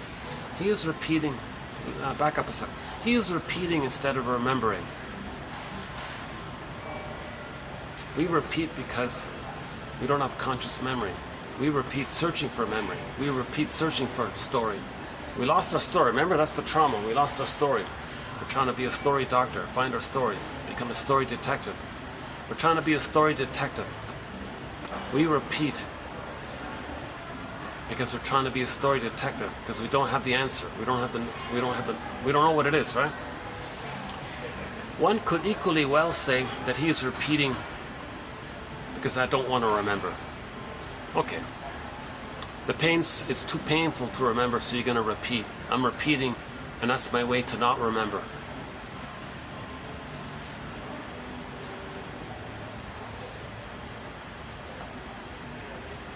So let's take emotional eating. You didn't get the sweetness from mother's love. You don't remember that. So you run to the cupboard and eat cookies. Running to the cupboard to eat cookies, that's a way to not remember the loss of the original sweetness that was needed. So the cookies is symbolic and acting out to hide that the sweetness was missing. The maternal sweetness was missing. So we symbolize it by eating cookies. as a symbol stand-in to not remember that we didn't get the love, maternal sweetness. In the film, The Amazing Mr. Williams, class 1939, I think. Look at the train scene where the guy slams the table, right? The guy said, you know, you took away the sweetness in that child's heart, and what you did, he's going to have hate in reaction to that. The primary is love. So if that's missing, then hate takes over, kind of thing, right? The normal baseline is joy runs the console. Sometimes sadness as needed, but joy runs the console. That's the primary. That's the normal primary thing. That's the natural, normal, homo naturalis, homo sapien. That's the normal thing. The joy runs the console. The connection to our, the alignment of mind, heart, body. That's the normal thing. We're not supposed to be so fragmented. Thoughts disconnected from the body, disconnected from the feelings, like the Wizard of Oz thing. That's a sign of trauma. So when joy is missing, now in the film, when joy and sadness were zooped away, it was mainly anger that was at the console. Fear is first, but he very quickly gets overwhelmed, and the baby can't run. So his fear, when the baby's nursing, and he's scared. What is it? I'm dealing with a psychotic mother here. I got to get out of here. But he has no motor skills. He can't run. He can't pick up the phone and ask for help. He can't flee. So very quickly, he's cornered very quickly. Then it turns into the anger. That's the tertiary reaction. But the joy is primary, you see.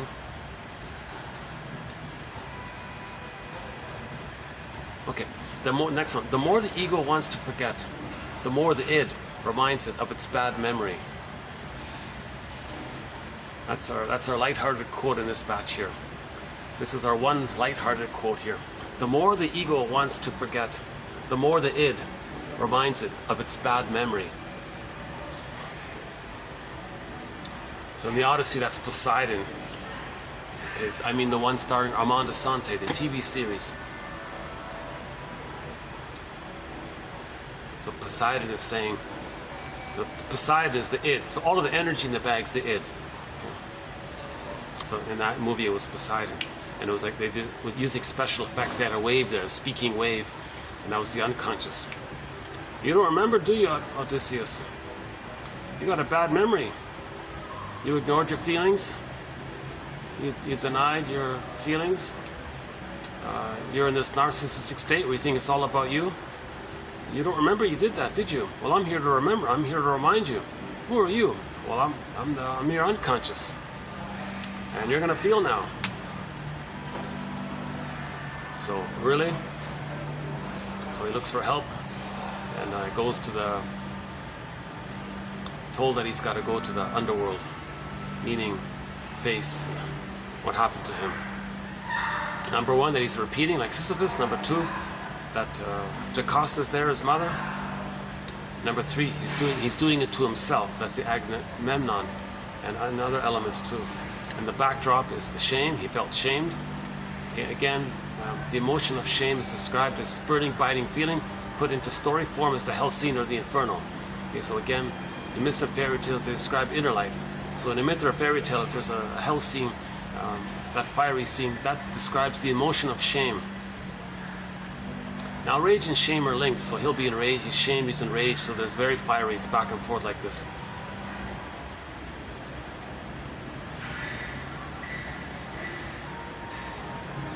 So that's the broken story. We now have bad memory.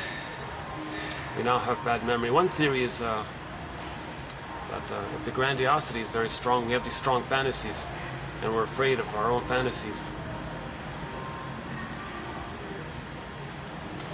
Okay, in the next video, we'll be doing some new quotes. We'll be adding some new quotes to our thread on prejudice.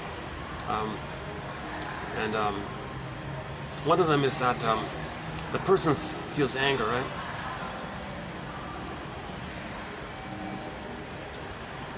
Now, anger is a defense because the person can't mourn. Sadness is frozen. Remember, sadness is zooped away, so then anger is there. The person feels angry, right? So, he can't mourn. if he says someone else is angry,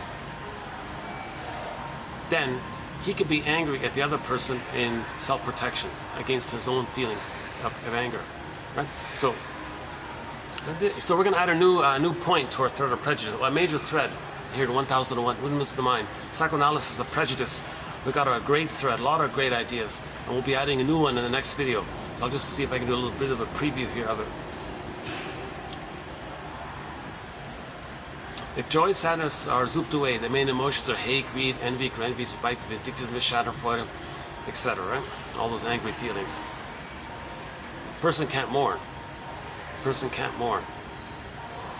So one way to engage in this dephiric victory of not mourning is to see your rage and say someone else is enraged as a container, and in your fantasy someone else possesses your rage.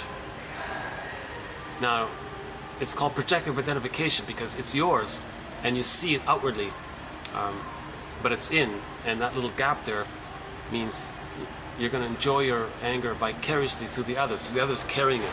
Now you're doing that, you want to see others hold your anger, then you take some of your other anger, okay, because you want to avoid grief, right? And now say that you're going to protect yourself from their anger. You're going to say they're angry. But that anger you're talking about is your anger that you projected onto them.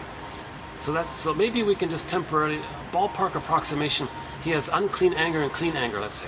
So he'll take his more disturbed anger and say others are dangerous and threatening and all this. That's his anger. Now we can feel justified. I'm going to protect myself, but it's still the same anger as a defense against joy, not sadness and joy being frozen away. So he'll say the other's threatening.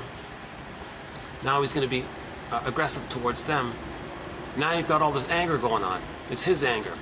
He gives half of it to the other person and fights with his own anger against anger, but it's his anger. And all that anger drama is a defense and a distraction, a pyrrhic victory distraction that allows him to not feel the pain of what he would feel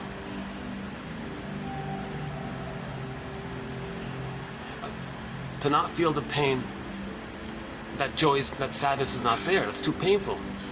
He needs sadness there. The pain of sadness not being there.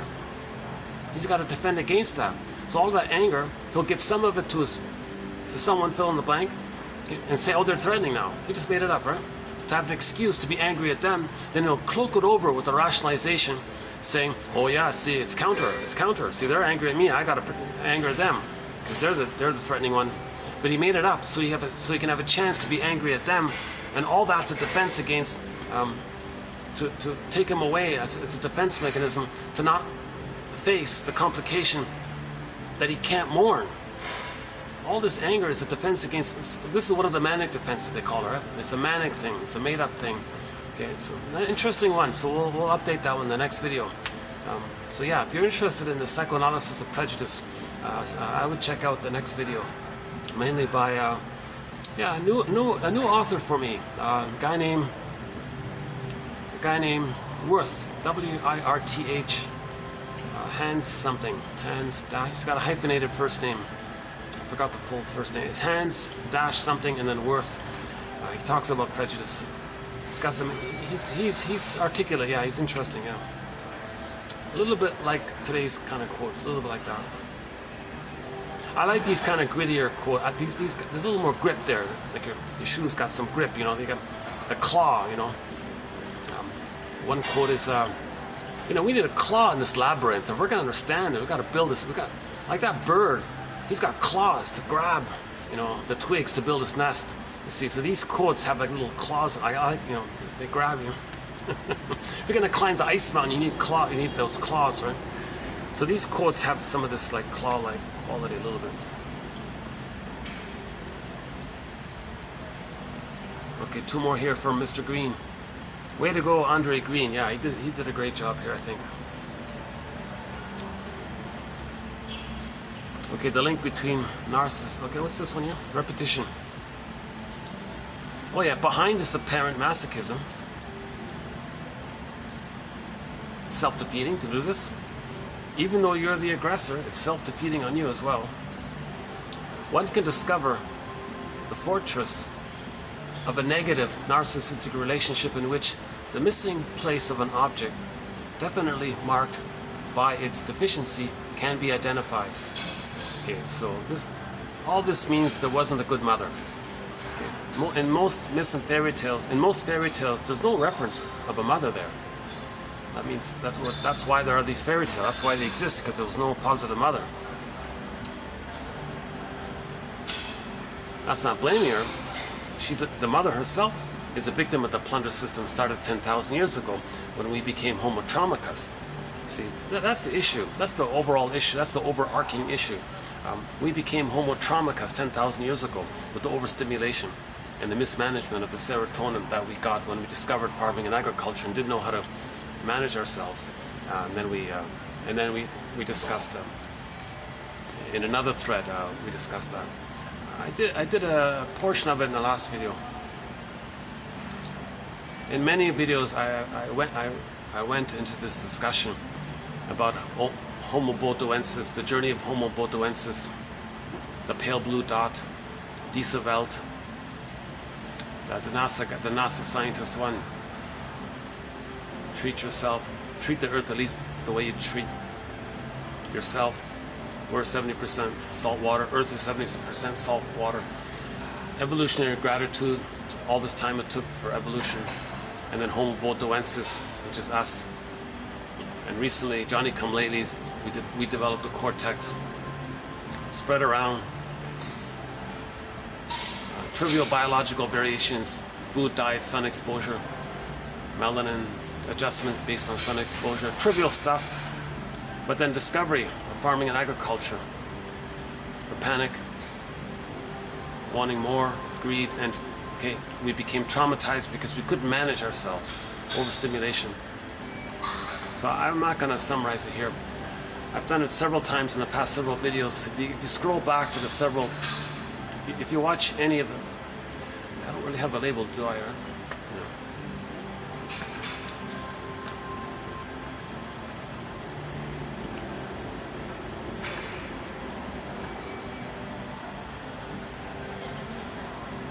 If you just randomly listen to any of the earlier videos, like in the past month, chances are you'll get the discussion about Homo bodoensis.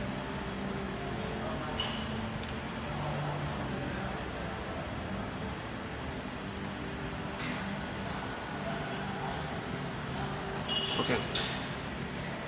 The situation is thus not one of mourning, but on the contrary, one of an interminable resurrection of an immortalized object from which one cannot separate.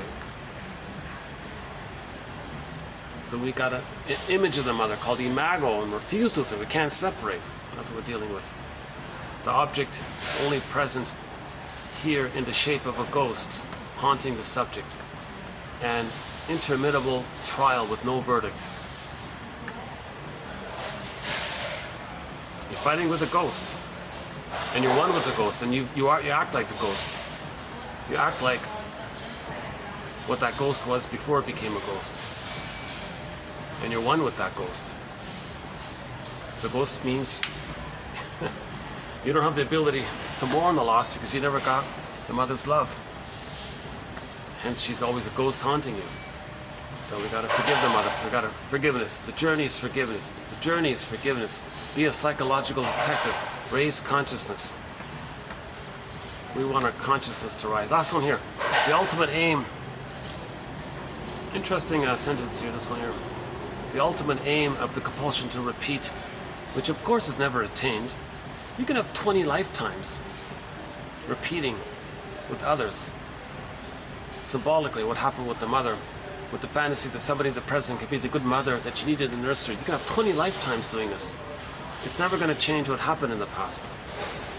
We got to mourn the loss of the good mother that should have existed. That's a loss. Not having a good mother, that's a loss.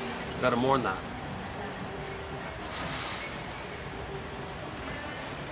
The ultimate aim of repetition compulsion is to separate from the mother. Yeah, we want to separate. We're trying to get her love to separate, But we gotta save, well, we think we gotta save her. It doesn't work because no baby can save the mother. No baby can make a mother become loving if she's not loving. No baby can do that. It's, okay? Which is merged with the subject who does not allow either of the members of this chimerical couple to exist independently.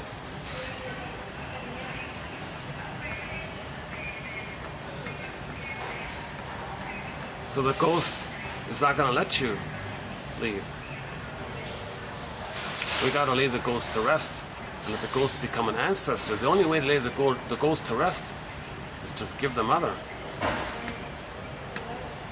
Understand that we're homotraumicus. Okay, the very last one here is from a self-help author. I'm not a fan of her, but I liked one of her sentences here. She says, so we have a thread on self-help exercises. So on the lighter end, we have a thread on self-help quotes, self-help exercises, sort of the fluffier stuff. Sometimes it helps. Right? My favorite one is the self-soothing one. It's a 5-word question prompt. Whenever you're feeling something that's bothering you, just preface it with the following 5 words. What's the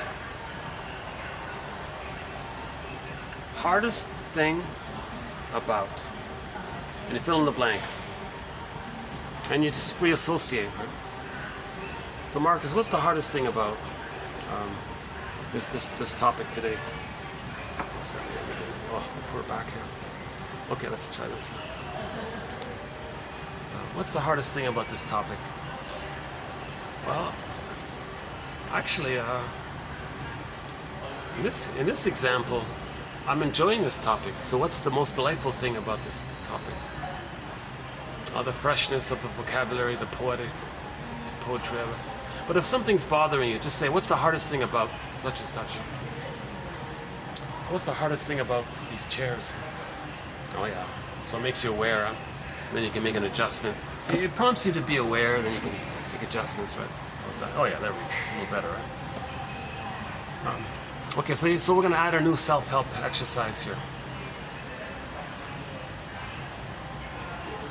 So you think of somebody that triggers you, right?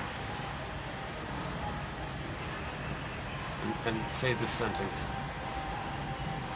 I can even see, fill in the blank, that person more compassionately because I see what goes into the making of a personality.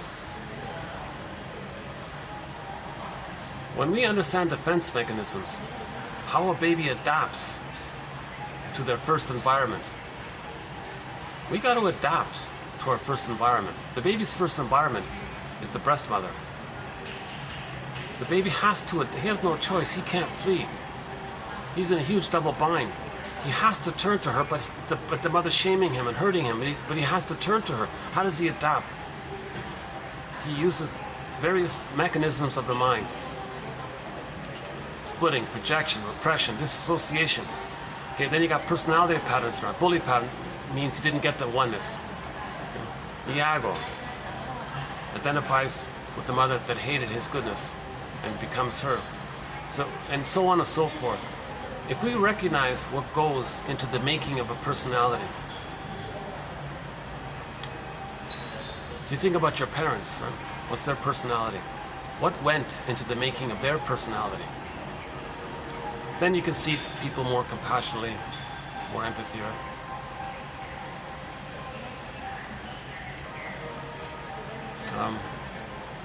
Okay, give me a second here. I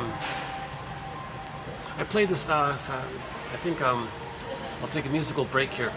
I played this song Dreamboat Annie a few times already. But I found a live version that was pretty good of it. But give me a minute to cue it up here. Hold on a sec. Yeah, I just found this live version of Dreamboat Annie about being in a swoon, right? There's a pain so utter it swallows substance up, and now you're in a swoon, sort of sleepwalking, like a Dreamboat Annie, right? Daydreaming kind of thing. Let's see if we can find it here.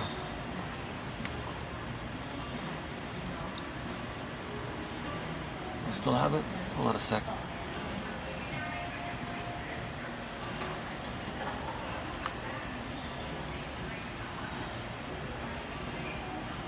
Dreamboat Annie. Hang on a sec. Heart.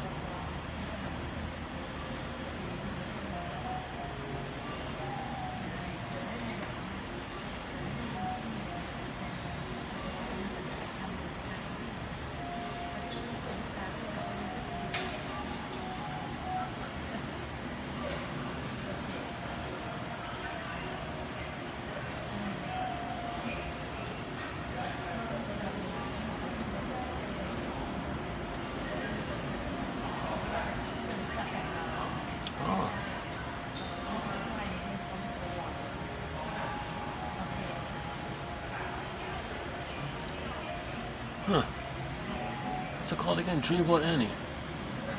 Oh, here. Okay, well, here's the studio one. Okay, I'll just play the studio one. Just take a little 2-minute musical break here.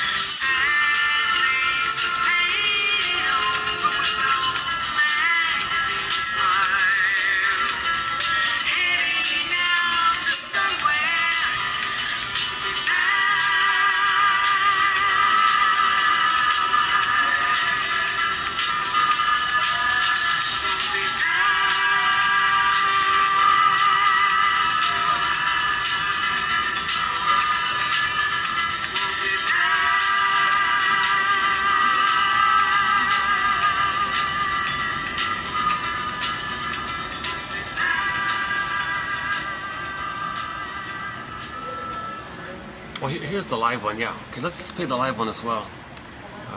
Give me a minute to find it. It's a whole concert, but I don't have the cue up here. Oh, here it is, right here. Oh, a little luck here.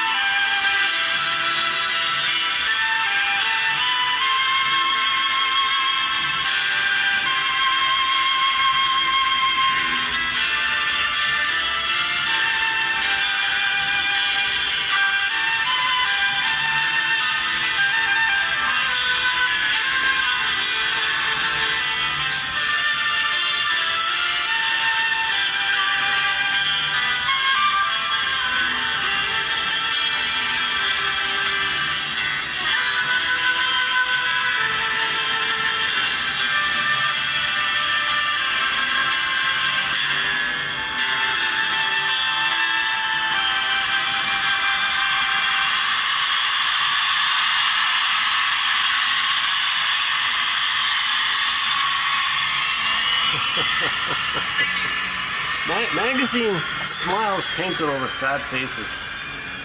Oh yes, you know it's... Okay.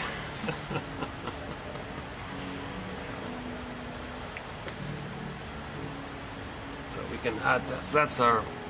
So we have one song from this band, Heart, on our soundtrack. This one here, Dream About Annie, in relation to disassociation. Okay. So that's, she's just talking about a mild form of it, just being a little dreamy like.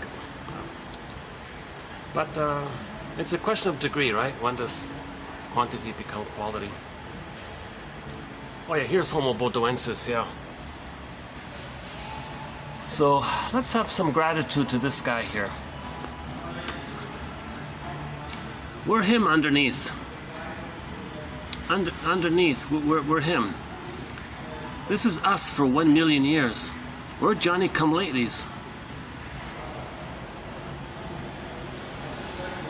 Oh, there's that sky train with no ad on it. So, I'd like to imagine on that, there's an ad on that sky train that says, "Be your own story doctor." Buy me a coffee. Go to buymeacoffee.com/psychoanalysis. 10,000 quotes for the soul. Be your own narrative medicine specialist. Raise consciousness. Weave the basket. Get back your golden ball. Find your golden ball.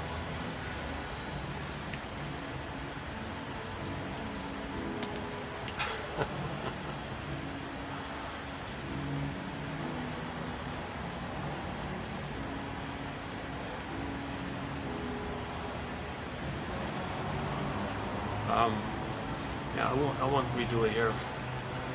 I think I'll start to sort of wind down this video here.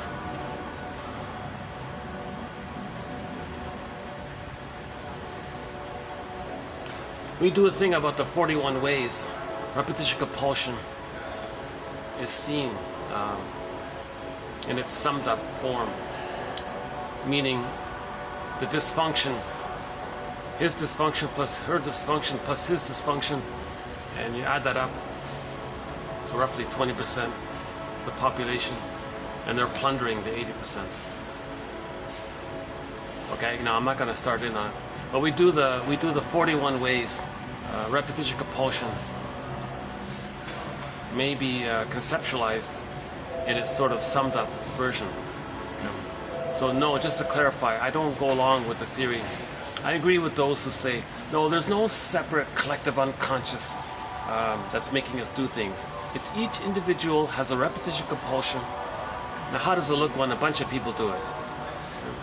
If the mother gave the baby emotional poverty and they identify with the aggressor, are they going to want to create poverty as a symbol? To replay the mother gave them poverty with the fantasy that by doing so they can change what happened in the nursery? So this is called perverse thinking. This is called the psychotic part of the mind at play here. It's encapsulated. It's the binding is tight in the primary process world, and the goal is to pick the thread there and link it to consciousness. We got to make like a line there between the unconscious and the conscious. We want to unpick the threads of a traumatic script and use those threads to weave a new, healthier script by linking it to the interpersonal conscious realm, the unconscious. I don't go with the alpha, beta thinking. I don't find that helpful.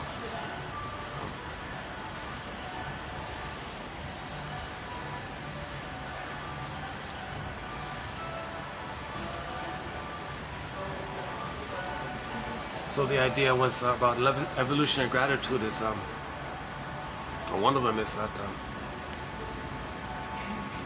that so we begin with Katja Epstein's song Diese Welt, this world. She says, you know, our world may just be this one little speck of dust in the universe, but hey, it's our speck of dust. Besides, all of the other specks of dust are so far away. So what do we want? Do we want our children to play on the beach happily? Or do we want them to be exposed to the sight and smells of dying fish, dead tuna on the shore? Now there's dead seals and dolphins showing up, whales and other fish. So what do we want? So our speck of dust might be. There's a documentary that poses the question, what if maybe there's only one speck of dust up there that's just the right distance to the sun, to our sun. So our speck of dust is not too close to the sun, not too far from the sun. It's just not right, sweet spot. Trillions of specks of dust, just one maybe made that little right spot. Let's have some gratitude for this. Wow, that's awesome.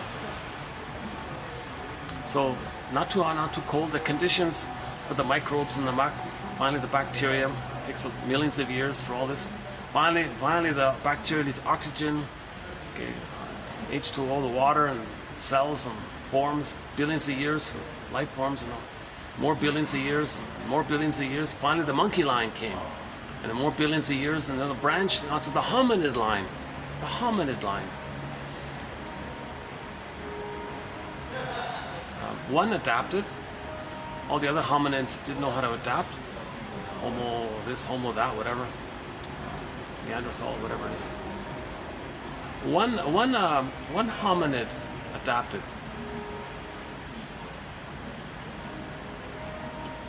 Let's have a little respect for this one.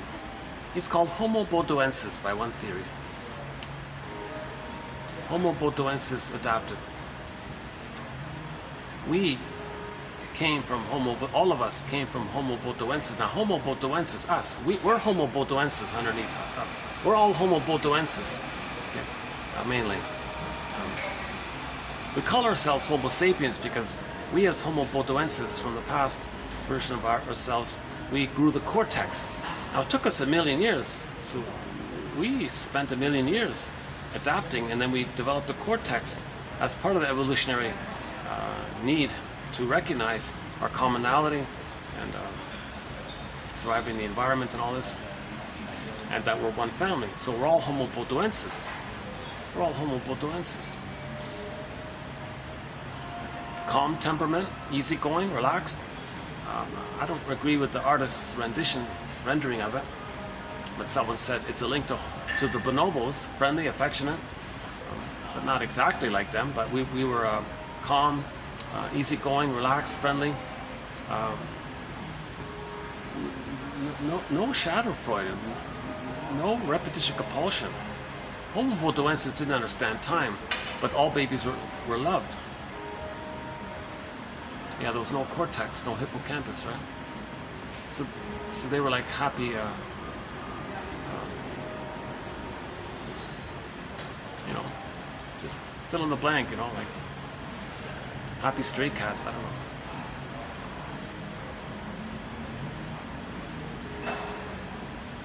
So the temperament for Homo bodoensis was calm, long life, very healthy. All babies were loved. The mothers held the babies. Mothers understood the babies, met their needs. Babies grew up with the I'm okay, you're okay. Temperament was warm, caring, affectionate, easygoing, relaxed, long life.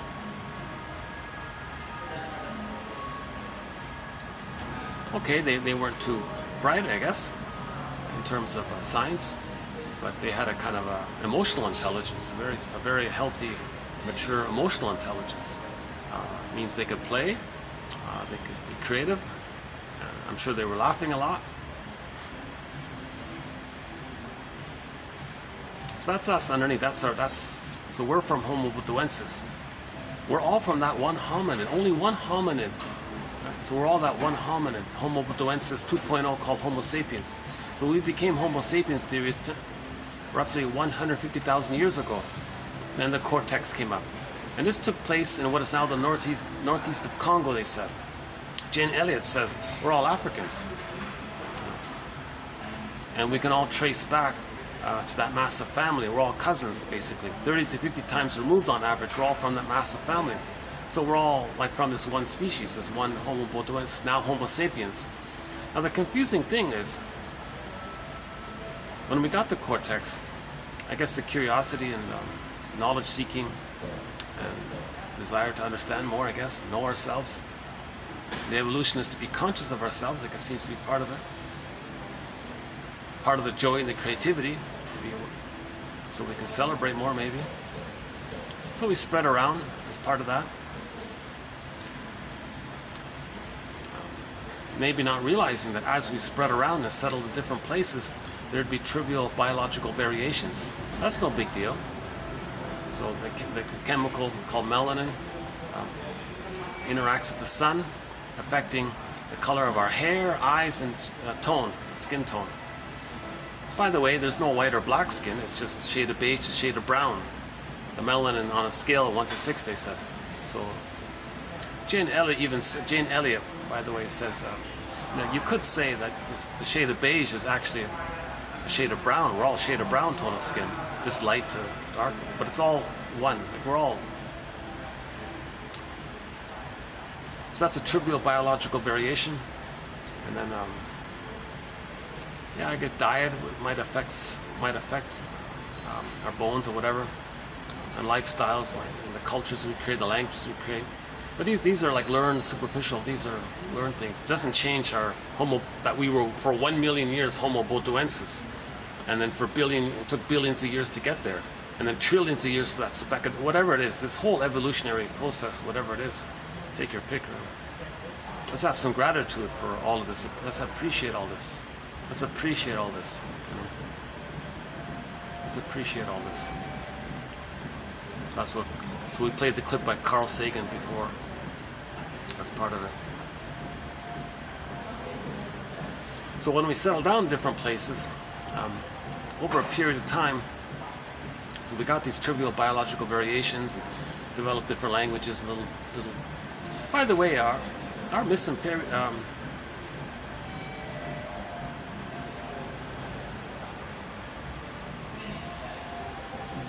so we were still one village, even though we were kind of fragmented like that. But we're still the same species, right? But the theory is that the trick is, and Homo sapiens, as Homo naturalis, also had the tradition of loving their babies. So babies got a secure attachment style. Mothers held the babies, soothed the babies. The rhythm was there. The temperament was I'm okay, you're okay. They differentiated. So there was a loving temperament. Joy was at the console. They could enjoy the present. The worst something ever got, they said, was maybe there was a little jealousy, if there was misunderstanding over the mating thing, the relationships. But there was no like, this group is good, that group is bad. This barbaric thinking wasn't there. That wasn't there. But what happened was, a strange thing happened was, we became traumatized. We became very traumatized. By accident, maybe by accident. Maybe it's part of our evolutionary need to be traumatized, to think, make us more conscious, and then heal ourselves. I don't know, whatever it is. So roughly 10,000 years ago, we discovered farming and agriculture. Now we're in different places, by the way, right? We got people there, north, south. We're all scattered, and now roughly at the same time, we're all discovering farming and agriculture. Some earlier than others, let's say. But ballpark, we're all discovering farming and agriculture, and we're settling in different places. But when we became homotraumicus in our different groupings all over the place, now things getting confused here. Because when we became homotraumicus,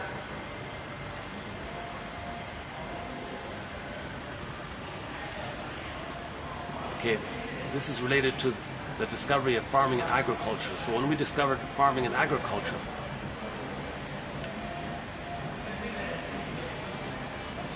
that means that the person has more food now. That means the organism feels safer, more reliability and abundance of food there, and no worries about collecting, hunting, and weather, food, whatever. So we got this. It's like winning the lottery, let's say.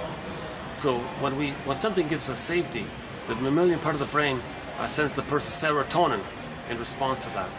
Feel safe, feel good. The chemistry is serotonin.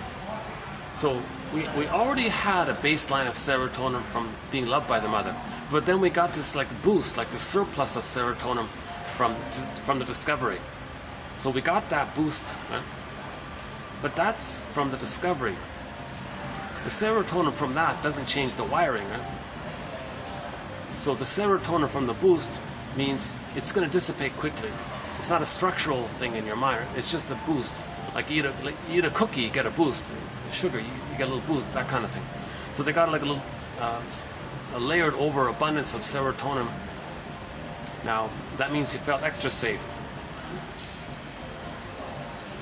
Now the safety from there, from that level, that metabolizes quickly. Then by comparison, you no longer feel the safety that you had prior. Now you're stressed because where's that safety? Now you're a little nervous there. So from that level, from that place, people didn't say, oh well, forget about it, we're still safe, remember mother loved us and all that. It was just, maybe it was too much, maybe it was like a huge boost that we forgot that or something. Whatever it is, when that serotonin dissipated, now we feel stress because not safe anymore. Serotonin means safety. Serotonin gone, not safe. So now you feel stress. So enter dopamine. Dopamine for the chase. Dopamine is the chemistry around the motivation, anticipation in the pursuit one. That when you get the thing that you're chasing, that when you get that thing, the mammalian part of the brain is going to perceive that the person is safe, then send you the serotonin. Again, dopamine for the chase, serotonin from the catch. So now at that point, they want to expand the farms. Grab more land now to maintain that cycle kind of thing. And now we're starting to pillage. Now we're starting to possess and things. Because that serotonin cycle thing. Now let's say a generation passes.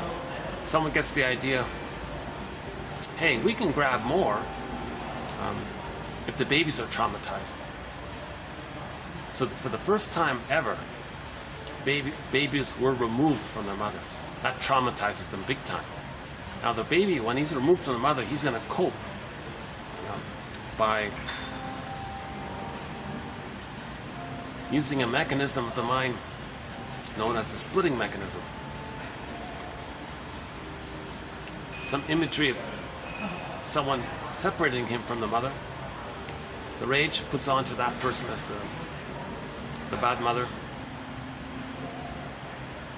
To not relate to the bad mother, he'll hallucinate a goddess mother.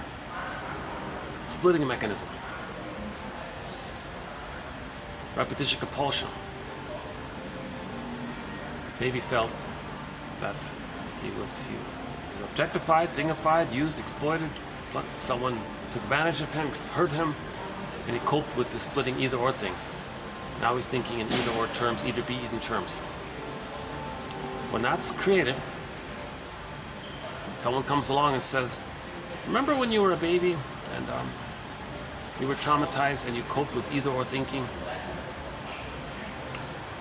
You believed that your mother plundered your soul and gave you emotional poverty, and you lost your golden ball. Yeah. And there's repetition compulsion, and you want to feel safe with the mother that caused that. Well, you can act like her now. On the other side of the lake, there's people there, whatever. We're going to say they're innocent. You could be the aggressive mother now. Inflate your grandiosity. Your mother pillaged your soul, didn't care, objectified you, gave you emotional poverty. You can go over there, act like the aggressive mother, do yourself, but see yourself onto them. Act like the mother, do yourself, meaning do to them, which is you. Give them poverty, not care, pillage, plunder, take. Mother robbed you, you robbed there. So now we're entering into the psychodynamics of the pillaging. Right? Now, the result of that is that the people on the other side of the lake are going to be impoverished. Now you got a pool of poorly paid workers. They're going to do all the work, and you're going to say that they owe you, kind of, because the baby feels unconscious guilt. In German, guilt and debt are the same. So baby feels unconscious guilt and not saving the mother. They feel guilty all the time, hidden guilt. The mechanism of seeing the mother as a goddess, you violate something, so you're guilty. You violate the psychic system by that. So you feel unconscious guilt to the ghost now. It's always there, keep repeating itself. So you want others in debt, because that externalizes how the mother gave you debt guilt. Mother gave the baby debt guilt, meaning guilt. Emotionally it's guilt, outwardly it's debt. So they say, okay, now all you poor people, we're going to take your stuff because you owe us. Baby was helpless and dependent and passive. They make them helpless, dependent, and passive. Baby was dependent on the aid of the mother. Keep the baby alive. Well, they'll do that. Keep you alive, kind of thing. Baby thought the mother was psychopath, psychotic, perverse, didn't care. So they don't care outwardly. So the psychodynamics in the mind was created to pillage. So converting a healthy mind or the tolerant mind into the prejudiced mind or the prejudiced personality. Okay. To create the prejudiced personality, you got to create the splitting mechanism. You create the splitting mechanism when you traumatize the baby, called suffer the children. So they suffer the children, they traumatize the babies. You created the either or thinking, either be eaten thinking. And love and gratitude, empathy, care, love, these things happen. So they're in survival mode, amygdala mode. So the joy is gone, sadness, they don't mourn, they don't enjoy. Their joy is schadenfreude. The fiery victory, the grandiosity, it's feeling safe with the mother. That's their stress relief. So it's not, there's no. So now this loop takes place, where they're pillaging all the time. Now you're angry. You can say they're angry. You can project it, externalize. Say, they're angry. Now you got to protect yourself from your own anger. Another mechanism, because no one can mourn now. Without, if a baby's not loved, they're not going to mourn losses. Stranger anxiety. Another part of it is when the baby's removed from the mother, someone did it. A stranger did it. He's enraged at the stranger. projects his rage feelings onto the stranger, says how threatening it is. Now there's an image of this. When we feel safe, we project.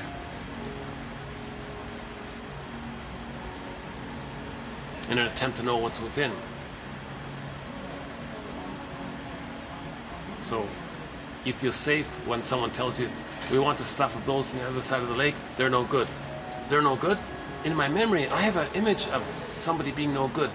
An image that I made of when I was removed from my mother. That person who removed me from my mother, they're no good. And I'm enraged at them. I created a frightening image. You're telling me on the other side of the lake there's someone like that? Well, I'll fly that image onto them. Oh, good. So now you say now you feel justified to protect yourself from them or something. So now we're losing the feeling.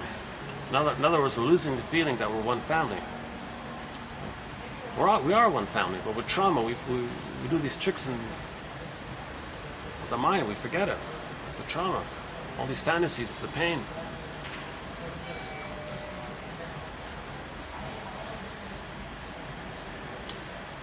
So it ends up roughly that, however the math, 20-80 rule, I guess, maybe we can use the 20-80 rule, I'm not really sure. It ends up that 20%, which seems to be more, maybe the 20%, maybe it's related to how in some lifestyles, maybe related to, at the same time, the loss of melanin. Not melanin causing it, I mean, those with the shaded beige tone of skin had a different lifestyle that lost their passion. Those with the shaded brown tone of skin maybe maintain a certain more normal, healthy lifestyle that maintain their passion, I mean their vitality, their golden ball, their feelings, their natural healthy state. Okay, so shaded brown tone of skin. So those with the shaded beige tone of skin, they're going to be envious of, number one, they're going to, they've got passion. Passion is good. So they're envious, hatred of the good, that's part of it. But also, they're going to associate passion with the shaded brown tone of skin. Now, those with the shaded beige tone of skin, lots of their passion is rage and all this, right? So now they're going to say, those with the shaded brown tone of skin, fill in the blank, they're going to make up all these things to express their lost passion. They're going to project their lost passion onto those with the shaded brown tone of skin. So now we're getting into this whole maybe how it comes about that the 20-80 thing. So maybe the 20% had more loss of passion, more association of those with the shade of brown tone of skin with passion, envy, plus the associations. Maybe it ends up that, oops, try not to get anybody in the camera, but once in a while, so what happens if you want to see. Let's take a break then.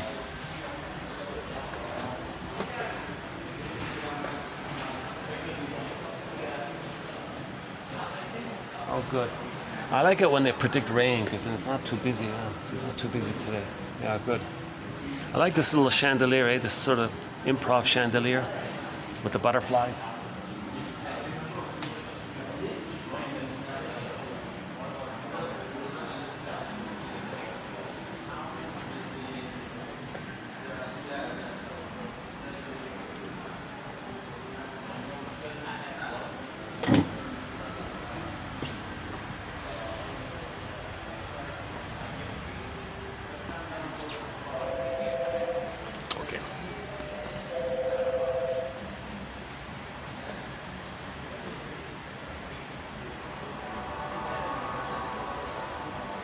So I'm just, again, like Robert Bly says, 30% of what you're going to hear, these are just ideas. These are just like little brainstorm. I'm just brainstorming here. I'm just like guessing. I'm brainstorming here.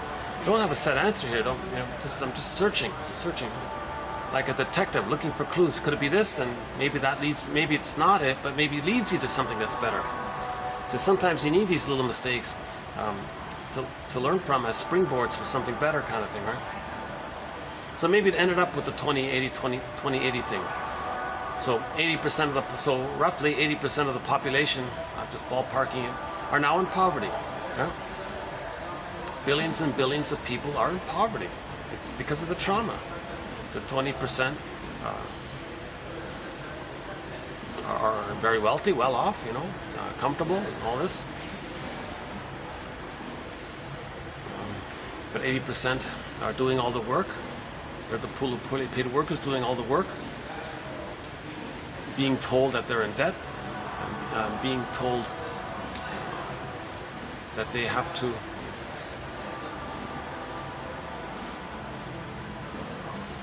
be impoverished because the pillagers, the short sellers are impoverished. So they're expressing, they're pleasing, they're making comfortable the 20% or something. Or the 80% find some ways to find some dignity in their situation. The short selling doesn't care because the mother didn't care. When the babies were removed, oh boy, a baby thinks mother didn't care. Where's my mother? Huge betrayal, basic trust lost, hate, greed, envy, spite, vindictiveness, all those emotions. And roughly, it does seem to correspond. Maybe 20% of the population maybe have it. I'm not saying that everybody in the 80% are the pleasers and the clingers. I'm sure there's a percentage there, but a lot of that's sociological. See, a lot of that's created sociologically, and of course, their conditions don't allow many of them the mothers to stay home. They're working, you know, 2-3 jobs and all this, so they're being traumatized. It's this trauma thing spreading, and the 20% are not healing by it. It's just the trauma's just spreading, kind of thing. I'm sure there's more. I'm sure there are more.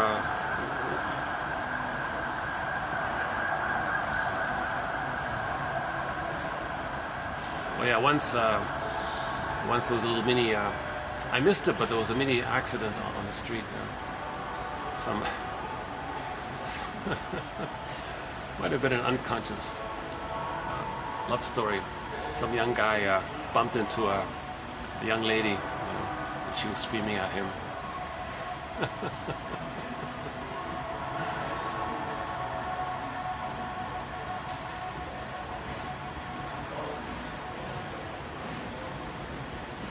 So we know the statistics about the pool of poorly paid workers. In Mali, someone said $1 a day. Oh my God.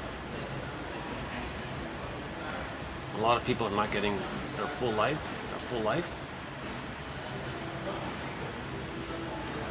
Okay, now that sort of bridges into the 41 points, which I'm tempted.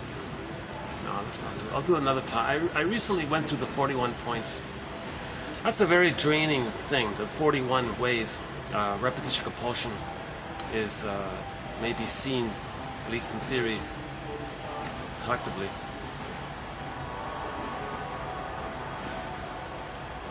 So I think the jargon is short selling. If there's something good, you short sell it, you damage and you make a profit. So we're short selling the planet basically, right? It took billions of years for everything to be here, and in a very short time, so much of it's being very damaged. The ecology, biodiversity, quality of food. Oh my God, so quickly, we're just destroying so much. That's what Carl Sagan was saying. That was one of his, should we play that one then? Carl Sagan.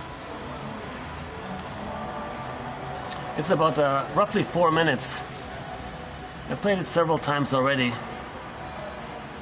But I guess we could play it again if I find it here. Hold on a second. Where is it? Oh, here we go. Carl Sagan.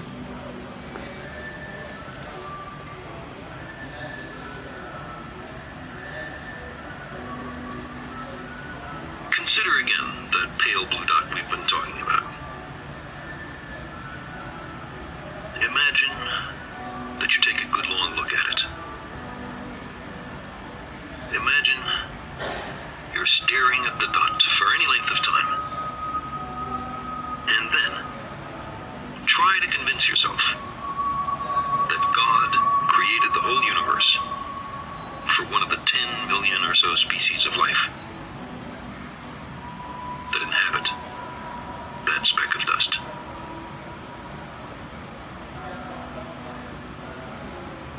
it a step further.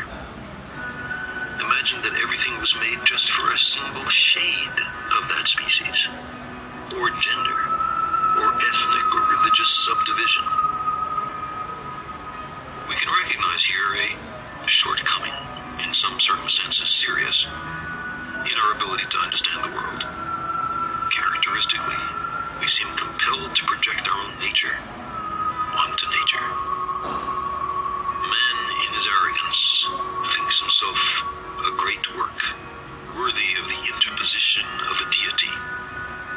Darwin wrote telegraphically in his notebook, more humble, and I think truer, to consider him created from animals. Close quote. We're Johnny-come-latelys. We live in the cosmic boondocks. We emerged from microbes and muck. Apes are our cousins. Our thoughts and feelings are not fully under our own control. And on top of all this, we're making a mess of our planet and becoming a danger to ourselves.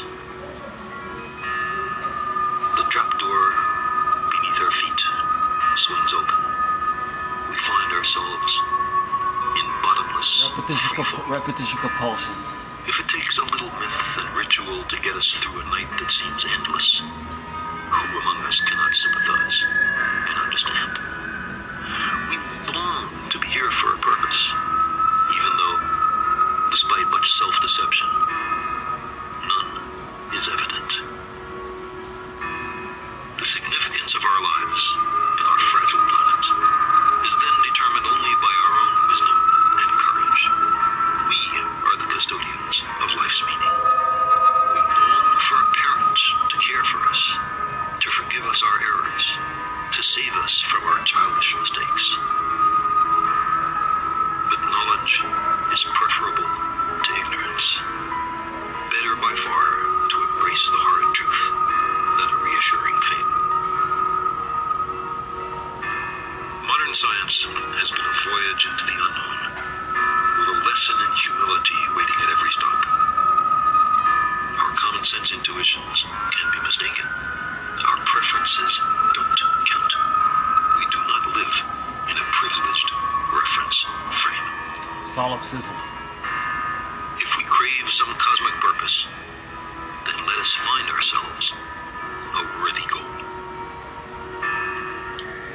Yeah, the worthy goal is to heal ourselves. Man's main task is to give psychological birth to themselves.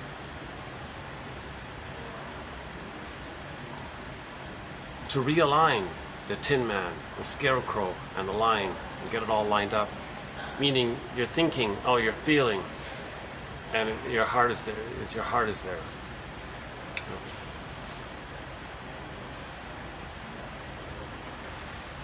To be a soul doctor, to cooperate with this innate efforts to heal. It's this life drive to heal. Oh yeah, we talked about religion. Oh boy, let's not go there at this time. Purpose. Oh yeah, so religion is a tool of the plunder system. So when they traumatize the babies, that's needed to pillage and plunder. But there's this drive for healing. Enter religion. No, don't heal. Maintain that splitting. Good breasts in the sky. Okay, deny the other side. Don't heal. Maintain the splitting. Maintain the either or.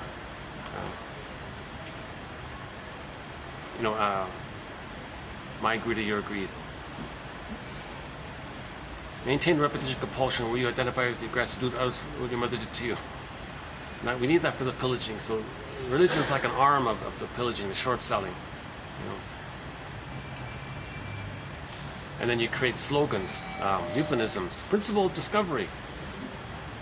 If those with the shade of beige tone of skin find something that belongs to those with the shade of brown tone of skin, well, it automatically belongs to those with the shade of beige tone of skin. Like, whoa, very disturbed.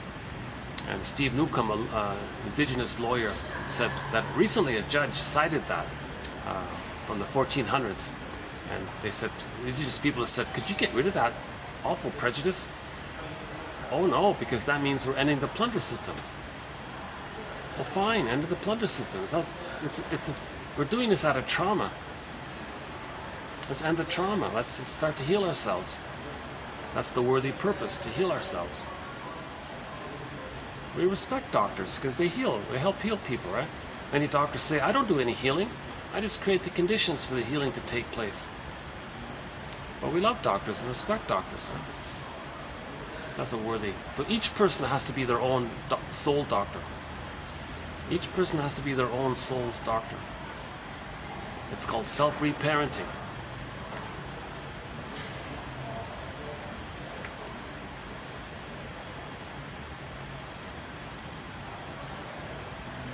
In that primary process thinking, the dream world thinking, in Alice in Wonderland, the cat in Alice in Wonderland said, it's mad in there. There's no conscious logic. It's primary process thinking. It's different from secondary process thinking, the reasonable, present reality of time and what's what. And, in the unconscious, things can flip around. Double think is there. Baby and the mother are one. Baby identifies with the aggressor, but they're still fused. They act like the aggressor, but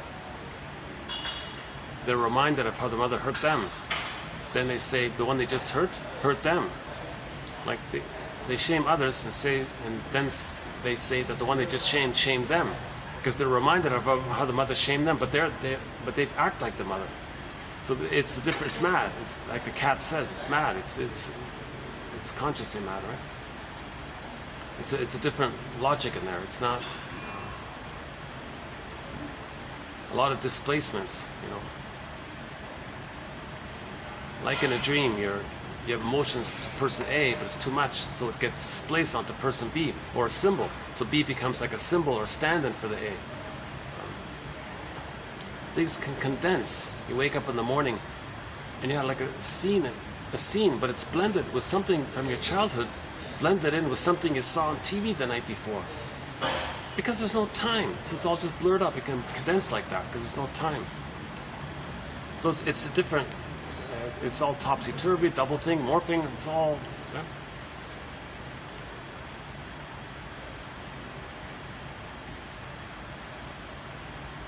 Now we wake up when the feelings are too strong. It's like this in my soul today. There's your pattern in life, right?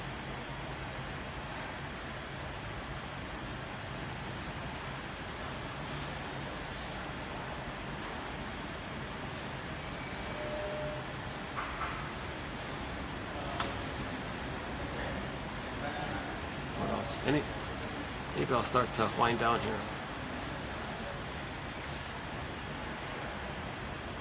It's nice and quiet here finally. Eh? What is it, 5:30? Eh? Yeah. I noticed this is awesome. I discovered a new thing here. When there's a prediction of rain, there's fewer people come out. But luckily, yeah, it's a clear day today.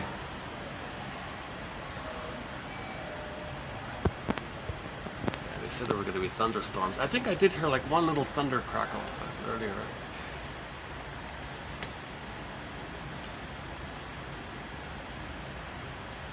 Belt.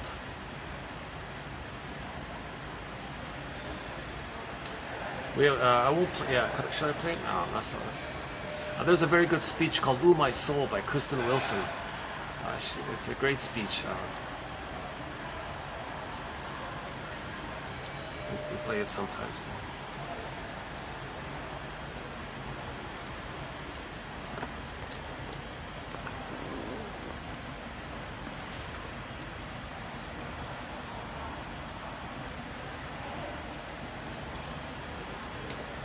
Yeah, I like this one. The more the ego wants to forget, the more the unconscious reminds it of its bad memory.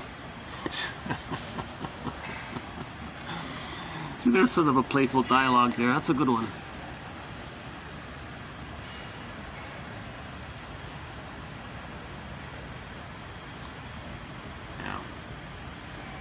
I think, yeah, that's my favorite. And the first two here, these ones, the two longer ones here, these two are great. I love these first two ones. Amnesic memory, amnesic remembering, the binding of the intrapsychic associations.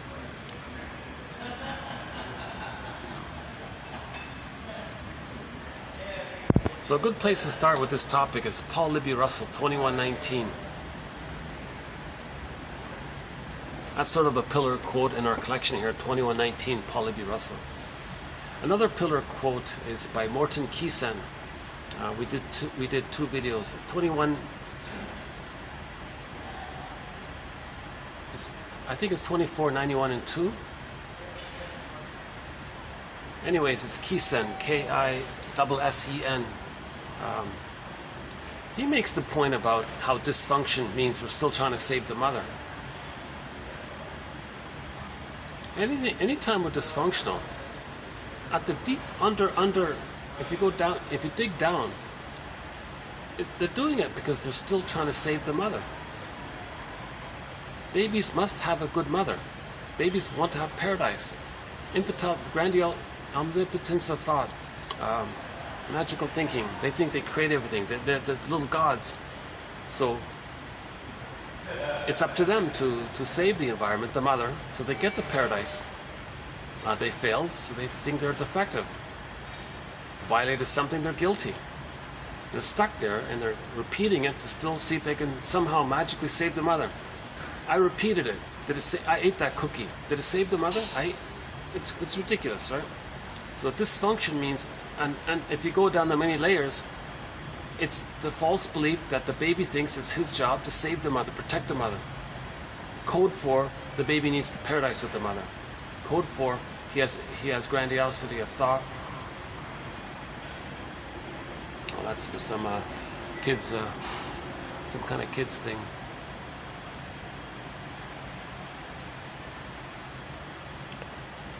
Oh, this is the quietest I've ever heard it here. Yeah, this is the first time it's been so quiet here.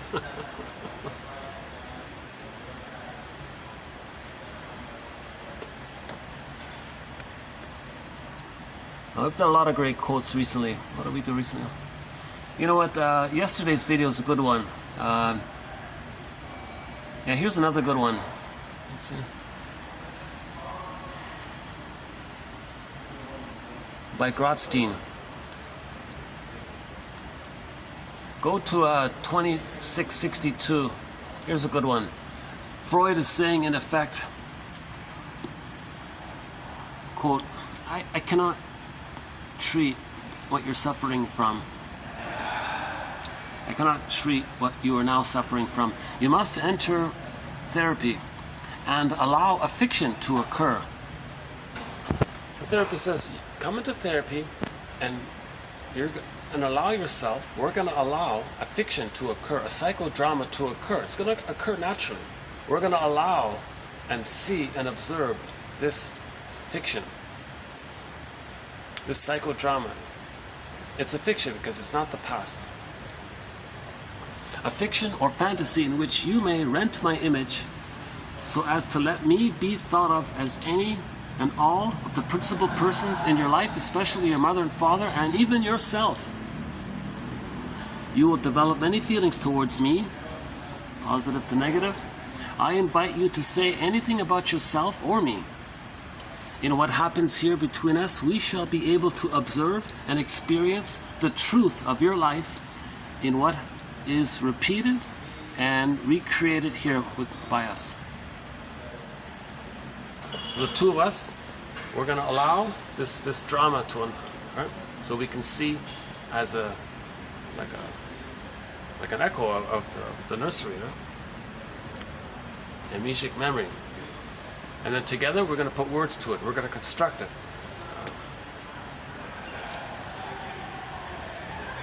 Transference.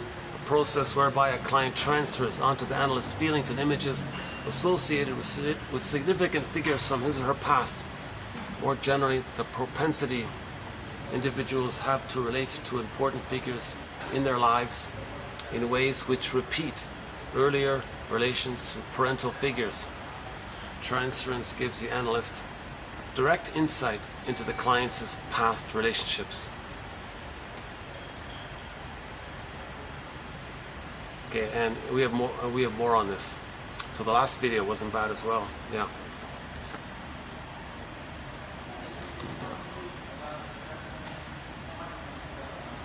Yeah, repetition compulsion, a strong tendency to repeat particular forms of behavior or go through a specific type of experience, no matter how unpleasant or distressing it may be.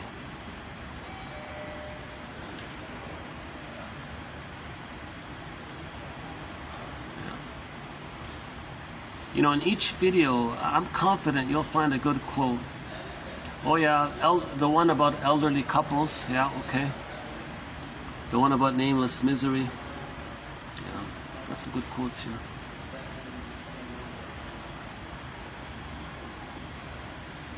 Ghosts in the nursery. Another way of saying it is ghosts in the nursery. Ghosts in the nursery refers to the unconscious repetition of the past into the present. The crying baby in the cradle unconsciously represents in the parents' and the mother's mind their own unheeded crying when they were small and vulnerable themselves.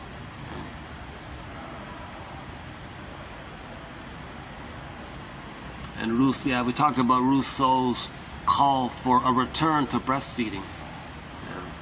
And see how, and the 20% don't breastfeed properly. See, notice that with the short selling side, the 20%, they encourage, oh, take the powder stuff, use the pump, or don't traumatize your baby, because we want your babies to be traumatized, because then we can say to them, remember you when you were traumatized, and you coped with either or thinking, and have the memory of the pain of mother plundering your soul. We want you to plunder outwardly. So here's your chance. So in the short selling system, you'll see advertisements. Oh yeah, buy this, watch this movie. And you notice that, right? In a lot of movies and films and advertisements, the baby's separate from the mother. Oh no. Keep that image of the Ouroboros in mind, the snake biting its tail. One interpretation of that image, or maybe we can borrow it, it's kind of a powerful image.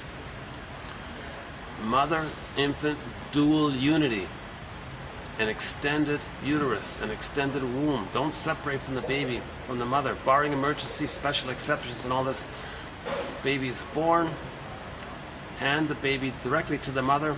He's looking for the nipple, he expects the nipple, he finds it, he latches, he suckles, all's good. The continuity's there. Leave the cord, leave the placenta. What's the big deal? Give him that kind of. The cord is his, still pulsating. The placenta is his, connects him, grounds him to the mother. He's doing a huge transition from the water world to the land world. Don't traumatize him. So this idea of removing the cord, that's part of the plunder system to traumatize the babies. There's still echoes of it. Huge gratitude to Klaus and Kennel, who pointed a very important thing out about the importance of handing the baby to the mother. Don't separate from the baby from the mother. Again, barring emergencies and all this, right? The baby is handed directly to the mother. And that preserves the extended womb. Let the music play on. The nerve endings in the breast line up with the nerve endings with the child. The line is there, the continuity is there. Communication, the reverie, back and forth, mother-baby takes place, keeps on going. Huh? The baby needs that extended womb-like environment called the extended womb, the extended social womb. Okay. What's this for? Some kind of a...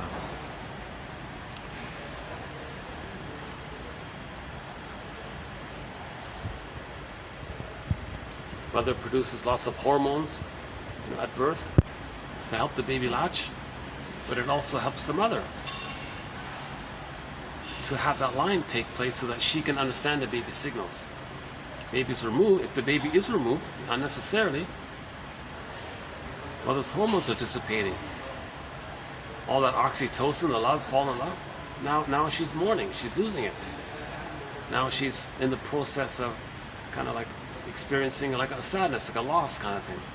Baby's returned. Mother goes, oh hi there. Oh no, get away. Like the emotions, you're interrupting me. Baby feels rejected. Baby's is enraged, dealing with the strain. Now he's got stranger anxiety. The mother's the stranger anxiety. Mother's a boogeyman now, from the baby's perspective.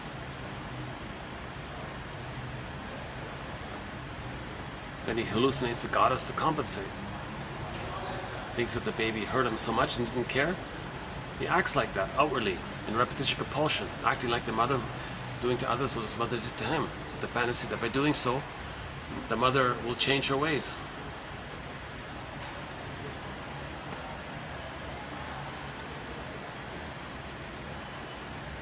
Plus, it corresponds to the baby's inability to save the mother as well. So yeah, I like this quote here from 2660.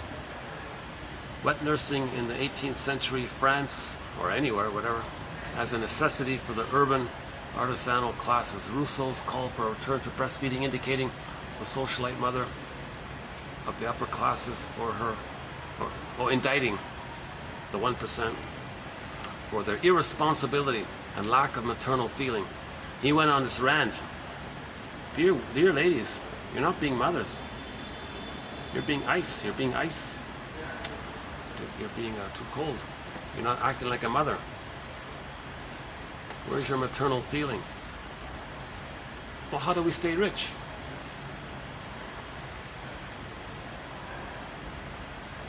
How do we stay addicted?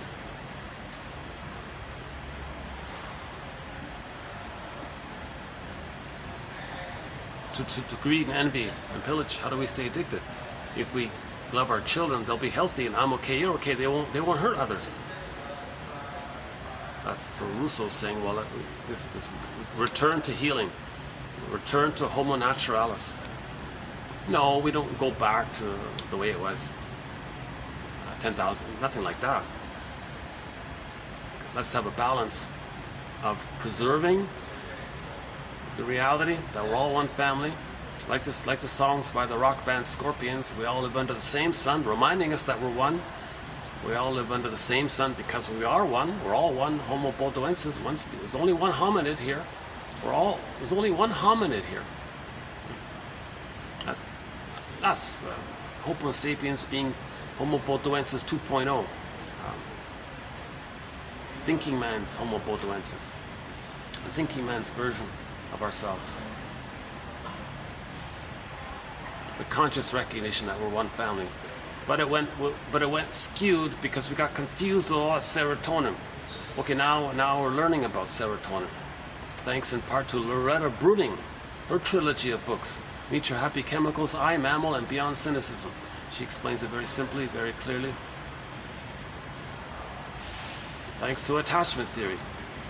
Thanks to object relations theory. Thanks to developmental theory. We're learning about ourselves. It's the Know Thyself movement.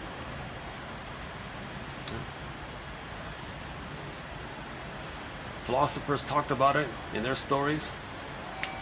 Roughly 3,000 years ago, Confucius said to his students once, "When I'm in a party of 3, I always have 2 teachers. To the one in whom I admire, I try to be a student and learn from him. To the other in whom I see traits that I don't like, I search for those very same traits in myself." So 3,000 years ago, Confucius was teaching about projection. The Lao Tzu, oh my God, the Tai Chi symbol, the yin and the yang. Okay. From the feeling, if our feeling is normal, if our feeling is there, our doing is healthy. If our feelings are damaged, our doing is distorted. So Merriam-Webster puts it this way. The yin is the distorted feeling. So joy and sadness is our feelings, the yin. So joy and sadness is the yin. The golden ball is the yin. The feeling, our soul, I feel therefore I am, that's the yin, right? The beingness, that's the yin. So we need the beingness, and then our doing is a natural expression of our healthy being. If our being is damaged, that's the wounded feminine, then it's the distorted masculine. Our doing is distorted. So heal the feminine, get back joy and sadness, get back the golden ball, then our doing will be normal. Will be a delightful, healthy, joyful expression of I'm okay, you're okay. The alignment of our heart, body, and mind. So we've got to be like Dorothy. Now, one thing that Dorothy did was she made the link. She made the link, the recognition that image she created, the Wicked Witch image, She understood that that image just represents her feelings of rage and wanting to take in. Okay, this was presented with the idea that Dorothy threw water on the witch, and the witch image disappeared. So we accept the feelings around it, the emotionality of it all. That's one thing.